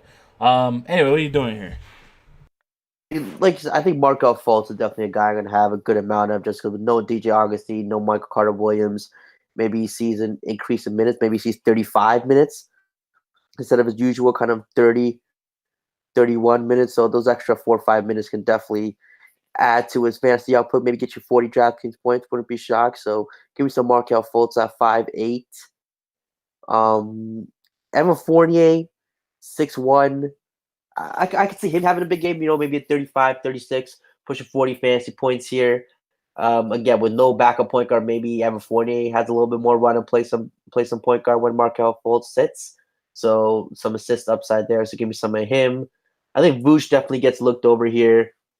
A lot of centers there, like we talked about. Rudy Gobert, John Collins, LaMarcus Aldridge, Bobby Portis, Harrell. So, at Vooch's price tag at 8.8 against Phoenix, do I think a lot of people get to him? He's been giving you high 40s, essentially for the past 5, 6, 7 games, close to a 50 bomb. So we'll have some of him too, I guess. Pair him up with another center, lock up 100 points. You can pair him and Bam up. Him and Rudy Gobert, both 50 points. So I'll take that all day, every day. Phoenix side, like you said, give me some Devin Booker. This is definitely his toughest matchup out of his run. He's played Sacramento, Memphis, New York. He had a 44 against LA, Portland, Sacramento, Golden State. So they've been on a bit of a streak where they've played teams and pace up matchups that don't play a lot of defense. So Orlando being a better defensive team. In 20 lineups, if I get to know Devin Booker, would I be mad? Would you be mad? I think I like how I can approach this slate. And I've really got to get this video up about using leverage. So it's not so much it's not about fading good plays just to fade them, but using leverage with strong pivots. And if Devin Booker is just going to give us 50 fantasy points, and I look in that price range, and I think a lot of the 8K, 9K guys, Butler, Mitchell, Levine, I don't think these guys are going to get ownership just because of how I think the casual and the typical DFS player is going to build their lineup today. Studs and scrubs on these big slates, man. If I can get, 3 8K guys that can give me 50 or 60 versus that 11K and 4K combo that you're trying to get 100 out of, man, I don't know, man. So in 20 lines, would I be upset without Devin Booker? I mean, again, I don't think it's the best matchup in the world, but this he's on a tear. Like, this is the Devin Booker we were waiting on. 30 real point floor. He has the benefit of spreading the floor out a little bit more now with Ayton in the mix. So I don't know. Let me see. How likely is 50 here? What's the last couple guards against the Orlando Magic here, and pull that up. Uno momento, please. All slates, all teams. Let's pull up the teams. Phoenix. So, man, it's Gary Payton, Garrett Temple, Joe Ingles, Gary Payton. Were 4 of the last 5. Jimmy Butler's in there with 35 minutes and 50 fantasy points. He had 10 rebounds, 7 assists that game. Maybe the assists go to Ricky Rubio, but yeah, I'm not too worried about the spot here. I think there's a lot of vibe. I'm looking at the chat. I see people talking about Kelly Oubre. Kelly Oubre outscored LaMarcus Aldridge. I'm just in a vacuum. Every day. In a vacuum, though, the possibility of Oubre outscoring LaMarcus Aldridge isn't 0, right? I don't think it's more than 10%. Against Orlando. Right, okay, but you get what I'm saying. Like, the pivots are out there. I hear you. And then DeAndre Ayton. So Ayton's tough, man. I wish FanDuel had him as a power forward, but he's still listed as a center. 37 minutes in 2 of his last 3 games, so we know that the minutes can be there. 40-plus fantasy points. No one's putting 8K into a center tonight, right? We're going maybe McGee now, maybe Dwight Howard now, Bobby Portis. Fitting LeBron, it's not going to happen. Yeah, so maybe you build lineups backwards tonight. Go big heavies, the Sabonis's, so maybe Ayton is even just chilling there, and no one's going to touch him. I don't think I'm that excited for Ayton, but I'm just kind of like thinking from a tournament perspective right now of how can we be a little different without getting dumb, right? You make pivots, you don't step backward. So, chat, what do you guys got on this one before we move on? Does the AD news make LeBron chalky? So Giannis is now GPP at 11. Yes, but I also, like I said at the top of the stream, I would have been shocked if Anthony Davis played. So I don't know that like a lot of players should overreact or would overreact, because you should have anticipated AD being out anyway, in my opinion. But Phil does react to tweets like that, and we'll see juiced up ownership. I definitely think LeBron versus Luka will be a popular stack, because Luka with no Porzingis versus LeBron with no AD. Those guys. You have value for that to build a. I don't know. I'm just saying. Like I can see a lot of people just being tunnel vision. Which again, man, that Hawks Wizards game is just chilling there. It could be the most obvious. That Hawks Wizards game is still going to be more owned than LeBron Luka. You think so? I mean, I don't know. I don't know that it will or won't. I would assume so if people are smart, but. LeBron with the AD and Luka's been crushing it. Because I think AD being out, could this be like the Lakers of last year where they don't play a lot of defense and just a complete shootout too? Possible. AD, but like I said, it also opens up like more minutes for McGee and Howard, because AD played a lot of 5. So West Coast Gem says, I hate early news. I guess as a player, if you guys are solid, smart players, and like you knew AD was gonna be out, yeah, go for it. As a content creator like me, I like early news because then I don't have to answer a million questions 10 minutes before lock while I'm trying to get my own lineups in. The contests that open today are gonna get a bunch of LeBron chalk since AD is most recent news. Yeah, like I said, if you actually watch basketball, you shouldn't have expected AD. Look at the live YouTube chat. T. Ross is looking better now. Birch is projected to start. So Kem Birch would be somebody that I would caution you guys with. We have more than one game sample size of Kem Birch getting minutes, and we've seen Kem Birch start. He's not really a guy that I would prioritize. I'm not saying avoid him. I'm just saying understand if you play Kem Birch, you could get 16 fantasy points and not 30, because he's Kem Birch.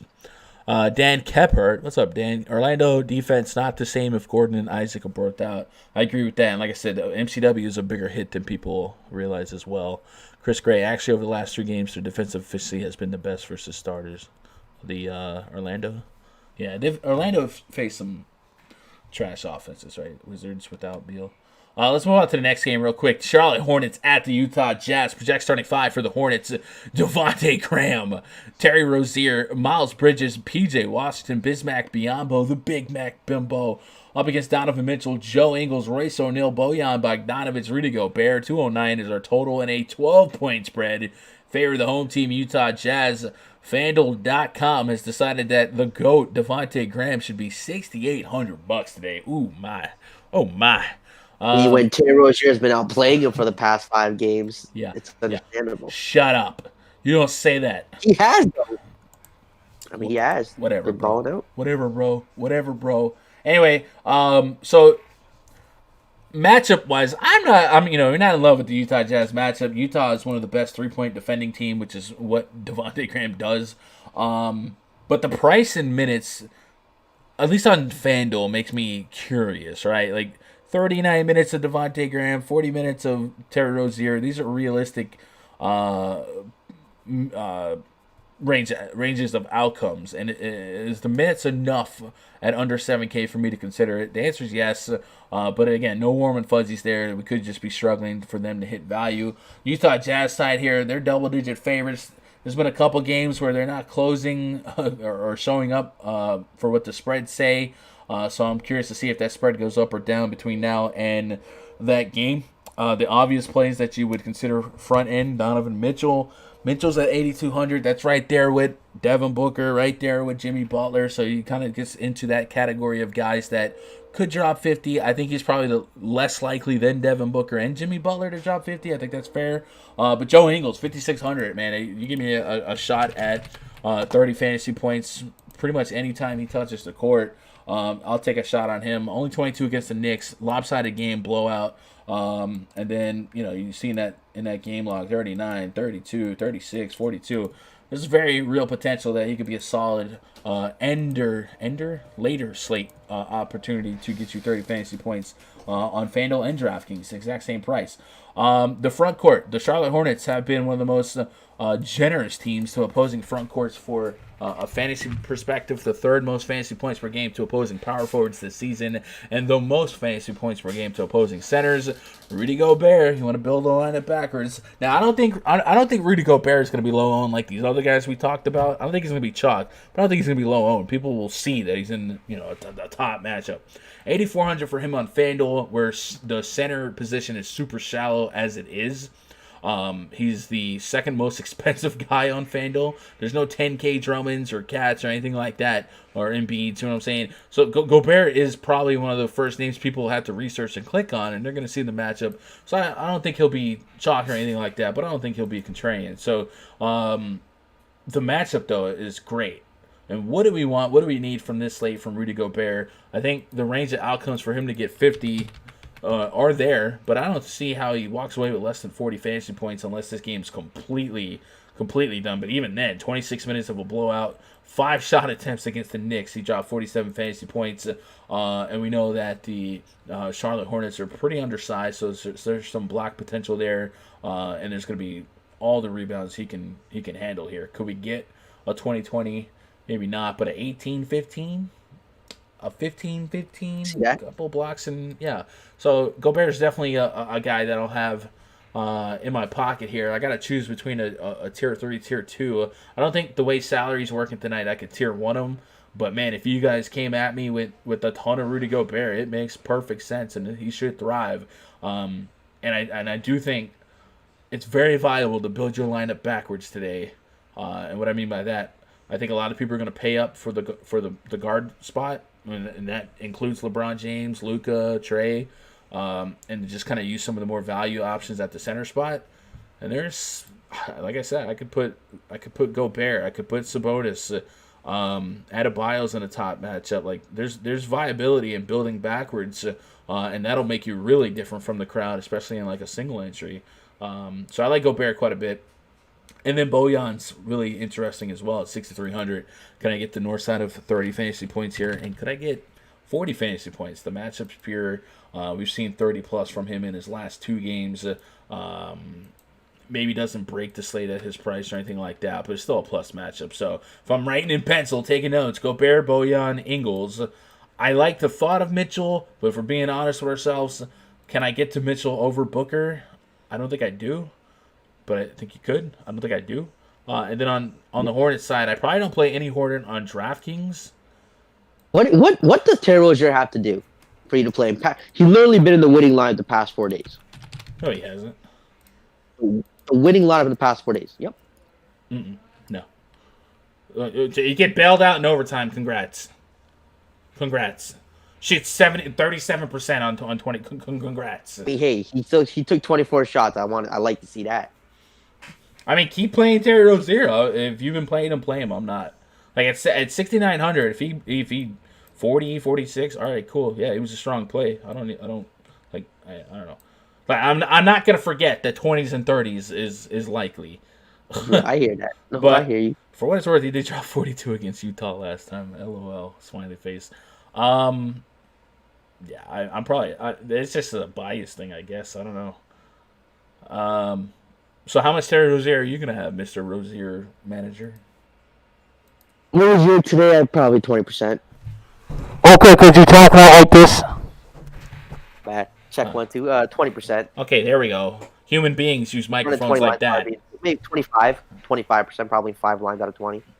All right. I mean, that's not crazy. Well, it's Utah just gonna ride him when he's hot. Pause. Yeah. All right. What are you doing? You doing anything else here with the Jazz? With the Jazz team, you got Rudy Gobert. I mean, it's like a Bogdan. Is he going to be interesting? 6,300 power forward against Charlotte. I mean, if he gets you a 35-40, I guess I wouldn't be shocked. Definitely not a core player or anything, not running to it. Donovan Mitchell, again, another guy, 8-2. I think if you want to put Donovan Mitchell and Devin Booker in a lineup together, they're both clearly 50-point upside. Mitchell's floor is definitely lower. He definitely has those 30-point games. But again, the upside's still there. This game stays close. I can see Mitchell having a big game here. And on the Charlotte side, I think it's just Terry Rozier and man, PJ Washington, the guy I just feel like I should be playing more. I mean, 40 minutes, he got you 40 fantasy points last game. I know there's overtime. But he's still playing. Like, he's going to play 35 minutes. Yeah. So, it's just a don't. guy if you want to plug in the guy. Live chat says, "Hey, Gun, tell Graham that we appreciate him balling recently." Yo, Devontae Graham needs to be in the All-Star game, buddy. He needs to be in the All-Star game. He just does. They're struggling recently a little bit. I don't know. I mean, it looks like both of them haven't been shooting great, but Toronto wasn't a great matchup for three-point shooting anyway. Not and this one isn't either. But that's when you live and die by the three, man. You're gonna live and die. You're gonna sink and swim. So it's gonna happen. At 7,600, I don't think I forced the issue with him on DraftKings, but like I said on FanDuel, I'm curious. Brody says I was at that Hornets Mavs game, one of the best sporting events I've been to. Nice. What else we got in live chat? Speaking of Drummond, did you see how many minutes he played last night? Man, he's looking for that payday. Kiawa says, with Butler at AK, no one's picking Mitchell over that. Not just Butler, but Devin Booker. And Booker's been consistent as a cucumber. Devin Booker's probably the most consistent out of those AK guards. Past 7-8 games. Yeah, Will says, I'm going old school center power forward heavy. I like that. Carr, what up, Carr? Mello sexually assaulted my lineups last night. Please tell me I'm not the only one. I saw a lot of people say that in chat. Dude, I had landmines all across my stuff, dude. I had a lot of Tobias Harris. He wasn't great. I had a lot of Anthony Simons for all my value plays sucked. Anthony Simons had a little Mike Scott. I can't even remember. It was bad. It was bad. And I did have some Melo too. That game was just so weird. So weird. I hate Timberwolves games. I do. And freaking Blazers, man. They're getting blown out by G League. They go into Toronto and beat Toronto. It might be time to blow that. I mean, it might be time to And then McCollum and those boys. I mean, they had a nice little run, but I just don't see them doing anything. they have the talent though, man. Like that's not even a rebuilding team. You got the piece. You got Lillard. You got McCollum. You got Whiteside. You're gonna have Nurkic. Melo has been fine. Like how? Maybe it's the coach. Maybe it's the coach, man. Huh? Because of what? Because of Rodney Hood is. Wait, what? You played Nurkic with Whiteside though. Yes, yes. You can go Twin Towers on them. You can stagger them Whiteside off the bench like they were doing. I don't know. I at some point I got to start pointing at the coach because that you got enough talent to where you should be beating the Timberwolves. I'm sorry. Like maybe you're not the best team in the West, but my goodness, they've taken L's this year to the Timberwolves, to the Warriors G League team. Like what is the problem? It has to be Nurkic back. Do they? I mean, that starting five could rival, the Clippers, Lakers, anybody really. That starting five? I apparently not. I mean, is one player going to be the difference? I don't know, man. You're about to get me preaching. Lillard, McCollum, Whiteside. Yeah, I mean that's essentially four guys with all-star potential, and Carmelo, who's been playing decent, playing well.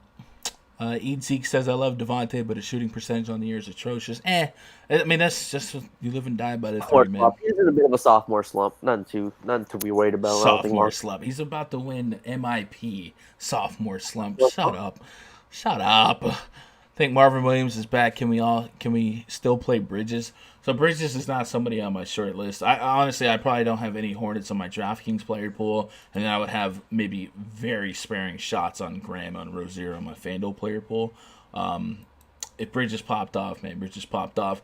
I also say that there's been some centers that do strong against the Jazz lately. And it also seems like guys with jump shots and three-point shots. So maybe Cody Zeller surprises us, but nothing here that I'm prioritizing yet. Who are the plays today? What up, Hector? Did Raj just say Luka's in a song? No, he said Devontae Graham. All right, YouTube chat before we move on. The disrespect these fish. Melo is everybody's favorite player to hate gun. I might have been on the skepticism side of Melo, but Melo is doing fine offensively, but I think people have their blinders on. He's a problem on defense, man. I know he's getting steals and whatnot, but you could just bully him all day. That's why they've been so bad against power forwards. And Whiteside's bad on defense too. Good rim protector, but you can get around him if you got a little bit of moves with you. So maybe Nurkic will help solidify that a little bit. Lillard's never been a defensive connoisseur. I think McCollum's fine. So maybe the problem with that team, maybe it is just defense. But they still have no excuse to be losing to some of these G League teams. They shouldn't be a bad defensive team. Like McCollum's plus, Whiteside the plus defender. Whiteside's not a plus defender in my opinion. He's the reason why Miami Spoelstra never gave him minutes because he sucked on defense. They're all fourth quarter they'd bench him because he's a freaking liability, dog. He's a good rim protector. Blocks doesn't always mean you're a great defender. It just doesn't. Yeah, it's true. Anyway, we got to move on to this game. We're starting getting low on time. Lakers at the Mavericks. So this game just got juicy. Project starting five for the Los Angeles Lakers: LeBron James, Avery Bradley, Danny Green, Kyle Kuzma, JaVale McGee, taking on Luka Doncic, DeLon Wright, Tim Hardaway Jr., Dorian Finney-Smith, Dwight Powell. We got a 223.5 total. Dallas was favored by 2. I am curious now to see if there's been any line movement. So real quick, let's go to. I don't want to say the word because my Google's listening. But Dallas is still a minus 2.5, 223.5 total. So it doesn't look like much have changed. Like I said, I think everyone expected AD to be out, including Vegas. So there's that. LeBron James. Likely to be one of the more sought-after names tonight. I think DraftKings expected him to be out because his price is at 11K. We've seen him at 10K lately. And then Luka without Porzingis is at 12K. So if people want to start making these two a priority, I'm okay with the thought of staying away and just loading up on guys like Trae Young and whatnot. But for aesthetic purposes, let's go pull up the Los Angeles Lakers. Let's put LeBron on, and let's take off Mr. Anthony Davis. So LeBron James on, AD off. And run the usage rates. We're using RotoWire. There's so many free tools like this out there. You guys should definitely be using this to investigate some of the more big on-offs in the league. We got a 37% usage rate for LeBron James, 396 minutes of sample size, averaging 1.6 fantasy point per minute. That's a lot. You times that by maybe 35, and you're probably getting 60, 70 fantasy points. That's quick math. Kyle Kuzma second in usage rate at 23%.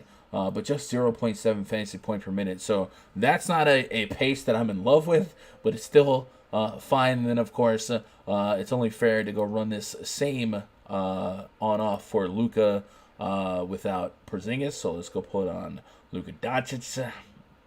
And let's go take off Kristaps Porzingis. And we'll run that. And when it loads, we'll find that Luka Doncic leads the Dallas Mavericks in usage rate, and then also averages a pretty crazy point per minute average himself at 1.8, which is more than LeBron James. He's at almost 40% usage rate.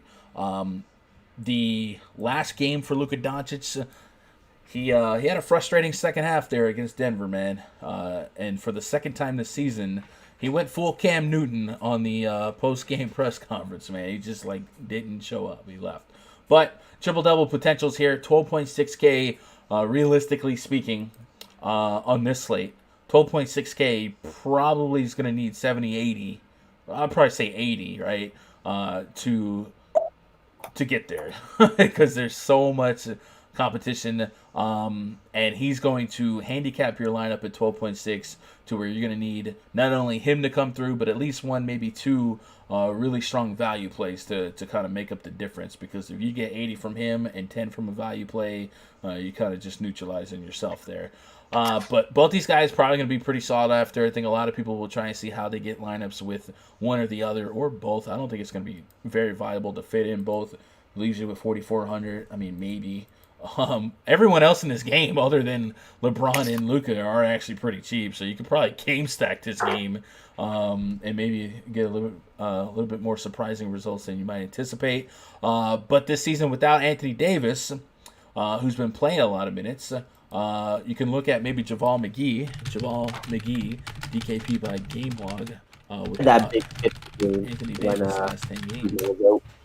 Then McGee, I think McGee used to play for the Mavericks too, so if you want to spin it as a revenge narrative. 22, 28 minutes the last two games without Anthony Davis this season. So that's encouraging, and we know McGee's been a point per minute plus. And then Dwight Howard, pull him up and look at what his minutes were looking like the last two games without AD, 26 and 20 minutes. So a little bit more minutes to go around here. Golden State was, I imagine, a blowout, and then Indiana a little bit more neutral here. So both of those guys are viable in my opinion. And then Kyle Kuzma will probably be more trendy on FanDuel than DraftKings, but I still think he's going to be trendy nonetheless. Like I said in that usage thing, he had the second highest usage on the team. Didn't necessarily equate to a lot of fantasy points per minute, but Kyle Kuzma at 5,300. Could we get to the north side of 30 fantasy points? I do think it's potentially possible. We might even just throw his name in here. Looks like we only have 2 games of sample size without AD. 30 and 26 his last 2 games without Anthony Davis. And one of those games was not this season. So just this season, 30 without AD. And 30 is what you want. It's what you need. The Mavericks have been most porous against the small forward position. They are giving up the third most fantasy points per game to opposing small forwards while being pretty stringent against every other position. This is a rubber match. The Lakers took the Dallas game that went to overtime. In that game, I think Luka might have had a concussion. There's a little bit of controversy behind that. And then Dallas went into LA and showed up and showed out. 223.5 total, man. Is if you were to make a single entry lineup and had nothing from this game, like Yeah. All I right, could so see it. I think this game goes either of two ways. With Anthony Davis out, this is going to be like a bigger shootout than Washington, Atlanta. Both teams playing absolutely no defense. Could be just like a rerun of James Harden, Trae Young, both going for 80 bombs. LeBron and Luka both going for 80 bombs. Just be like a 135 to 132 game. Or I think the Lakers, excuse me, really slow it down without AD and maybe just kind of grind it out, and maybe it's like a 105 to 98 type of game. I could see both kind of being viable options here. So, I mean, LeBron at that price tag, the way some of these other guys are priced too. If these 8-9, like if Brandon Ingram gives you a 60, if Sabonis gets you a 55, if Vooch gets you a 55-60, does a LeBron 65-70 or even a Luka 65-70 matter? Well, I don't think. it would if the right value And because player value was. today is not that strong, like at the cheap price points. Like, yeah, you're gonna play McGee at 4,300, but I mean, other than that, a lot of these guys have been priced up. Even Kuzma at 5K, I'm not totally in love with him just because I think McGee is gonna swallow up the rebounds. Dwight, so I mean, Kuzma's gonna need 25 real life points, 22 real life points to get there for you. He's not a big peripheral guy. Yeah. So I could see a world where LeBron or Luka aren't in the winning lineup. When it comes to LeBron, I'm gonna do 30% today. He's probably gonna be over. 30%. I'm gonna go under the field. I like these other 6, But 7. I mean, you like him that much at 11K to have 30% is what I'm saying. It's LeBron without AD. At some point, I just have to go with Yeah. that Okay. comment. Yeah. No. I'm just LeBron with AD. sure. Yeah. I think I'm 30%. gonna be so different tonight, dude. I'm gonna be so different. That's what you want. What are you gonna do with LeBron? Like 20? Because I think he's gonna be like 40. So LeBron seems like on FanDuel you can't get away from him. Like the value on FanDuel is way better than the value on DraftKings. We've talked about Bobby Portis, right? He's probably 2,000 too cheap on FanDuel versus his DraftKings price, right? Bobby Portis is on FanDuel. He's 44 versus 64 on. Oh, geez. So he's just like the stone cold 100%er there. Yeah, and I feel that same way with a lot of these guys that are a little cheaper on FanDuel and probably just makes who LeBron is cheaper on FanDuel than DraftKings, but the way it works out, it's not that egregious, but it's easier to get LeBron because there's more value. So on FanDuel, I just take that small forward spot and give it to LeBron, and he ain't got to compete with nobody. Small forward is him, and like is Ingram a small forward on FanDuel? Yeah, Ingram is, but it's like him and Ingram, and then bam, everything else is just kind of rough. It falls off a cliff. Giannis is there too, and that's an incredible pivot. But the small forward position itself, like if I just take LeBron, win that position, bam, I'm good. DraftKings with the multi-position eligibility becomes much more blurry, and I feel like DraftKings has more volatile value. So I would have different exposure levels on both sides. On FanDuel, LeBron might be one of my highest owned. On DraftKings, I might be really low on LeBron just because I love the idea of stacking that Wizards-Hawks game. Like, I feel like I could 3v3 game stack that game, and it would pay off. Like, Collins, Herter, Trae Young. If Beal's in, I'll take him. I'll take some Bertans. I could take a shot on a Thomas. I could take a shot on Troy Brown, Jordan McRae, Ish Smith, just based on what Beal is in or out. And hopefully that's the next news that we get because it's the first game at lock. And on that same token, like Luka Doncic are probably way more attainable to get him on FanDuel than is on DraftKings. DraftKings 12.6 versus 11. It's a $1,200 difference. So I have different thoughts on this game based on the site that I'm playing on. And I think on DraftKings, Luka Doncic is so hard to get in. And you gotta believe that this is the third time Lakers have seen this team. They know no Porzingis. LeBron knows that Avery Bradley, KCP, Danny Green, they need to be focused on Luka as the Mavericks go. So will Luka. So I'm a little bit pessimistic for these two on DraftKings. But for what it's worth, both teams played really, really close in the game so far. Also, I think Jared Dudley started the last game AD missed. So maybe that'll be like a monkey wrench or a curveball, and people might like misread that. But I'm not playing Jared Dudley, so there's that. Secondary plays other than LeBron and Luca. Like, how much do you like? And Kuzma's a great example here. Kuzma's $1,000 cheaper on FanDuel than DraftKings. Well, bam, that's the easier way to get LeBron with the Bobby Porters. You know what I'm saying? Like the value's way more pertinent over there. But other than Luca and LeBron and maybe Kuzma, are you stoked to sign up for McGee and Dwight Howard? Howard's $5,600.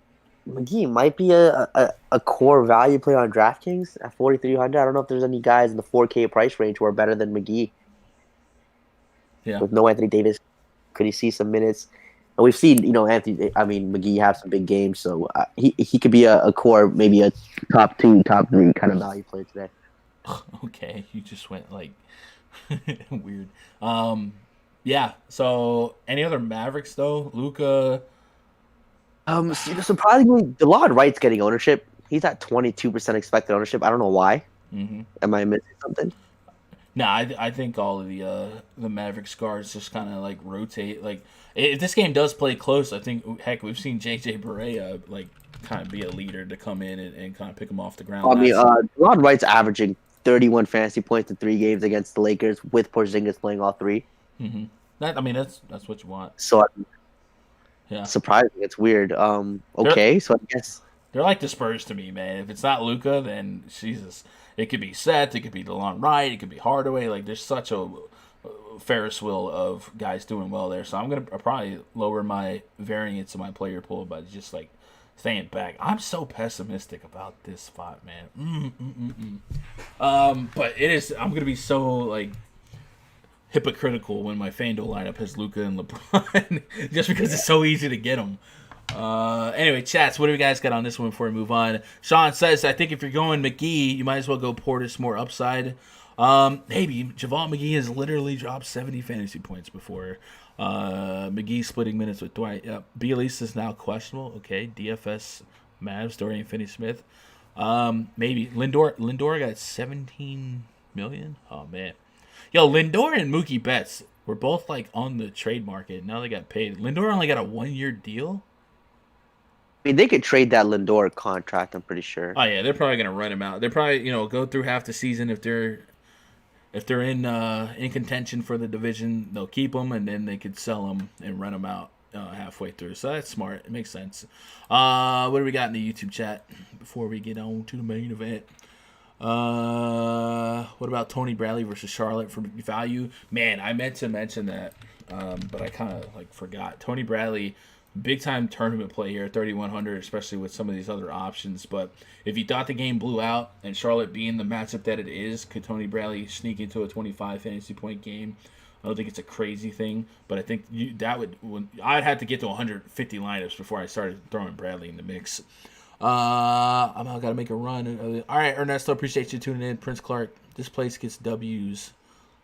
Last week was unfair, NBA. Oh, man. All right, let's move on to the next game. Sacramento Kings hosting the Milwaukee Bucks. Bucks project starting 5.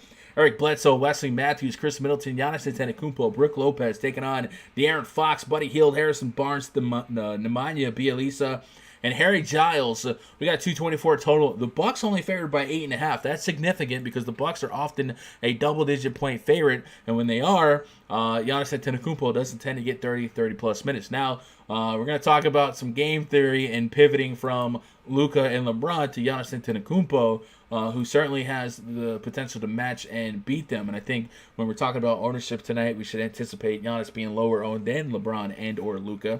And Giannis is right up there with the potential to put up the 60s and the 70s. We haven't seen that lately, but it's still a range of outcome. I'm not going to spend too much time talking about what do we do with this guy versus that. I'm just saying out loud, it is a pivot to the aforementioned higher owned guys at that price range. Sacramento, still without Rashawn Holmes, without Marvin Bagley, without Bogdanovich. We should expect deeper minutes for Buddy Hield and De'Aaron Fox still. Buddy Hield at 6,600. Dog, this price is this price. It is. Buddy Hield, if you look at his last couple games, 24 minutes against Phoenix, that's not what you want. But prior to that, 36, 39, 34, he's going to take a lot of shots and he's going to chuck a lot of threes. The Milwaukee Bucks do allow a lot of points via the three ball, allow a 36.7% success rate from downtown and over 42 points per game from the three ball. So if Buddy Hield can find his stroke, he's certainly someone at 6,600. If he could sneak into those 40s like he did, 47 against New Orleans, 42 against Memphis, 44 against Denver, definitely a viable tournament play. That I would have in my pool, especially as a late night hammer, because I do kind of like this pace up spot for them. Sacramento team is priced because of what they are and what they run, and what they are is one of the slowest teams in basketball, the slowest team in basketball. And today they're going against a team that they should be trailing against, and that's also the fastest team in basketball. So it's the biggest pace up spot imaginable for the Sacramento team. And better yet, we get to concentrate the minutes in terms of projected minutes without Rashawn, without Bogdanovich. So we expect deep minutes for the guards and maybe deep minutes for the centers here. Harry Giles was pretty trendy last slate. And then Dwayne Dedmon, we were kind of worried about him even playing because he's been in a doghouse. He's been wanting out. He's been wanting traded. He's pretty cheap on both sides. Look at this. 3,700 for Giles, 3,700 for Dedmon. You see what I'm saying about the LeBron value and the Luka value? It's so prevalent on FanDuel. I think there's a lot of viability in Fox and Hield. I think Hield's probably my favorite points per dollar guy. And then if that game stays within single digits like the Vegas spread kind of suggests it could, Giannis Antetokounmpo is right there and becomes a beautiful pivot and maybe like a single entry to a guy like Luka Doncic. And you would just be rooting for him to outscore Doncic, which is tough. 7K for Chris Middleton. That's a little out of my comfort zone. Eric Bledsoe is 6,300. Looks like George Hill's back, so I can't expect many minutes to go around for the guard situation. George Hill, Dante DiVincenzo, Pat Connaughton, guys like that. So I'm probably gonna have little exposure to this game, but I think we should really appreciate the pace up spot for the Kings. Like, it's literally the biggest jump they could possibly have, and they're missing three of their best players in Bagley, Bogdanovich, and Rashawn Holmes. So we can. If they're gonna swim here, it's gonna be on the back of like Buddy Hield, who's gonna have to hit, probably 25, 30 real points, and then maybe even look at that front court for a little bit of value. What are you doing with this one? Giannis just seems like the elite pivot with the spread, right? Could he be the highest scorer of the slate tonight? Yes, wouldn't be shocked. Don't expect his ownership to be a ton, but that spread's interesting. I mean, like you said, usually they're blowing out teams. Saying Sacramento keeps it close, so if they keep it close, I could see a 70 bomb from Giannis, which I'll take all day, every day at 11-1, maybe even more. So give me some Giannis here. Other than that, I'm not going to touch anybody else on Milwaukee. The team looks fully healthy here. No bodies are really out, so no one else will really target. On the Sacramento side, I mean, Buddy Hield's cheap. That 6'6" price tag is way I gotta stop you real quick. Is Marvin Bagley not out? Am I tripping? I had him listed as inactive, but I think he's active. Marvin Bagley. I think he's questionable. Bielitsa's not questionable. Says Marvin Bagley, left foot, listed as questionable. He gave some details on the injury at practice today, saying he's been able to do some running, has been working in a pool, on a bike, and on a treadmill to keep his conditioning up. Bagley also said he'll see how he feels on Friday morning and left the door open that he could make it back. All right, so I think he's still closer to out than in, but I wanted to at least correct myself that he could be he could not be out. Anyway, continue. I mean, so if Bagley is out, Bielitsa's questionable. If he gets ruled out, Sean Holmes is already ruled out. Bogdanovich is already ruled out. What bodies do these guys really have in this, high pace up matchup? 42 minutes of Trevor Ariza. That's what they have. For Ariza, I mean, Harrison Barnes, he's already seen 40 minutes, but he might just get pushed to play every single minute out there. He's 5'4". I mean, you have a guy that's 5'4" that's going to play 37 minutes. And Harrison Barnes, who obviously has that 20.4, but could get there for you. You have Buddy Hield, who will probably have to lead this team in scoring. You have Darian Fox going to, lead this offense, playmaking duties at 7'5". This is a really it seems like an underpriced stack. I could stack Darian Fox, Buddy Hield, and Trevor Ariza at 4'7", or even a Harrison Barnes, and get all those guys playing 35, 38, upwards of 40 minutes here. Yeah. The Sacramento guys, because I don't think people are really going to be playing them. Mm-hmm. That Bielitsa questionable just came in as makes it real interesting. Yeah, that's probably so. When you get downgraded to questionable midday, a lot of times you end up being out. But we probably wouldn't have a confirmation on that until midway through the slate. So it's going to be a curveball for late swappers on DraftKings, and I would probably just have to full avoid it on FanDuel. But we'll see if that moves the spread. I mean, I'll be honest, 8.5 seems a little light. Realistically, the Bucks could come in here and just win by 30. So I mean, right now, I'm just saying. I mean, you could build like Darren Fox, Buddy Hield, Trevor Ariza, throw in Giannis, get real different tournaments. I might just lock in one lineup, dedicate one of my lineups to that. yeah. Darren Fox, Hield, Ariza, throw in a Giannis, and you still have 5K left to play some other guys. Anyway, we got one game to ruin this slate left. So we'll talk about that. Before we do that, take a pause for the cause. Let you guys know that after this stream, I'm bleeding over into VIP time. I'm supposed to be in the VIP voice chat right now. My bad, Vipers, but it's a thick slate. We had to get it all in there. But if you guys want to be part of the voice chat immediately following this stream, I'll be in the RunDFS.com VIP Discord. That's this little thing right here. You'd open this up, you scroll down, you click NBA voice chat, and bam, you can grab a mic, talk in, or you can just listen. It's up to you. If you guys want to be part of that, go to RunDFS.com, get yourself a VIP pass. You also get access to all the spreadsheets, and I will be dressing up my personal player pool, my tier 1s, 2s, 3s, my value plays, and stuff like that. So if you guys want access to that, you want some expedited research tools as well, you can use the rest of the spreadsheet. I'll be sweeping my minute projections, my fantasy point projections, all that stuff. Good way to support the stream, support the site by getting a VIP subscription. We do have that $80 special that'll get you locked in until the All-Star break. RunDFS.com. Make an account. Sign up. We'd love to have you. And we love making new friends. Golden State Warriors at the Los Angeles Clippers.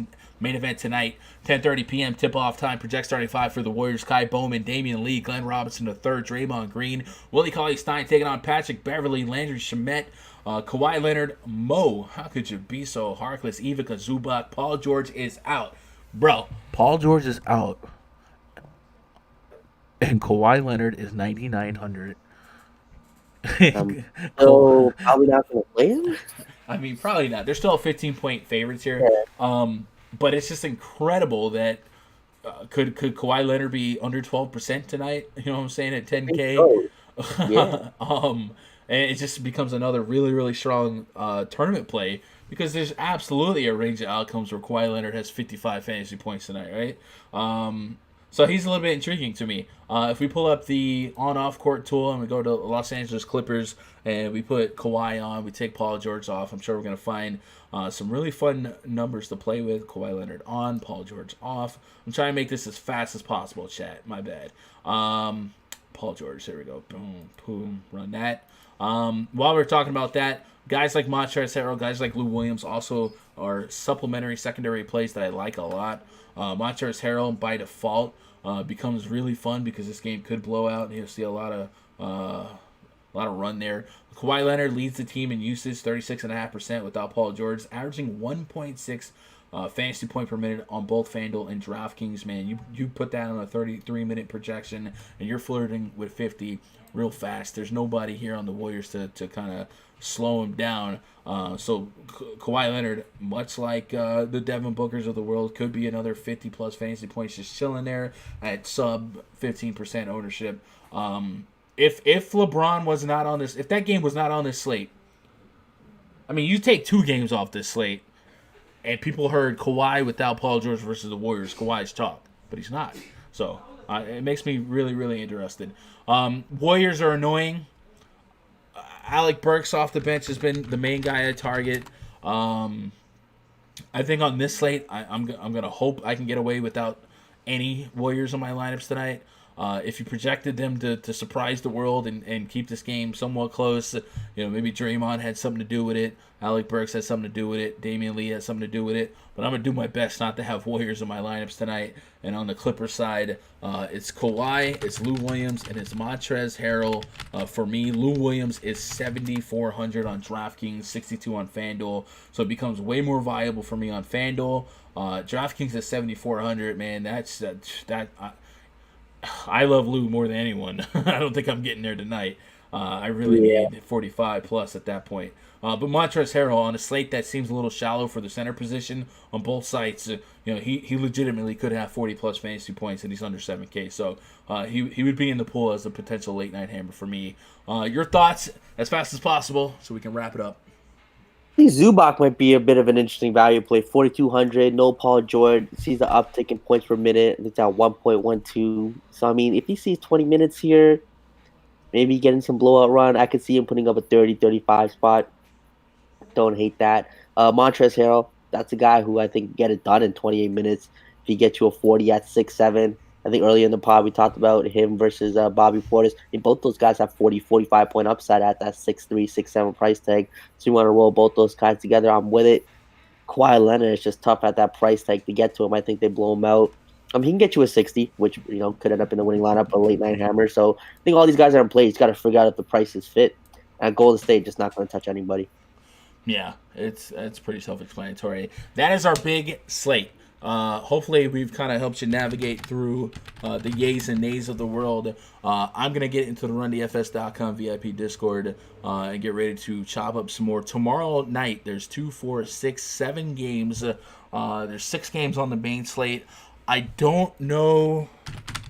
I think we might have another weekend off here because of playoff football. We kind of took last weekend off as well. Tomorrow, 3:30 is the Vikings and 49ers. So I'm going to be honest with you guys. We're probably not going to do a weekend stream, but we'll be back this Monday afternoon, likely at 3. Unless it's less than 6 games. But stay tuned. We'll have a schedule right here on gundacker.live, and I'll tweet out the updates. So I guess that's going to do it for me. I appreciate you guys making part of my day be part of your day. Hope you win a bunch of money tonight. I love each and every one of you. If you're watching on Twitch, I'm going to send you over to, Awesemo stream. And if you're watching on YouTube, man, be sure to hit that thumbs up on your way out, man. I love you guys. Good luck out there. God bless. Go win some money.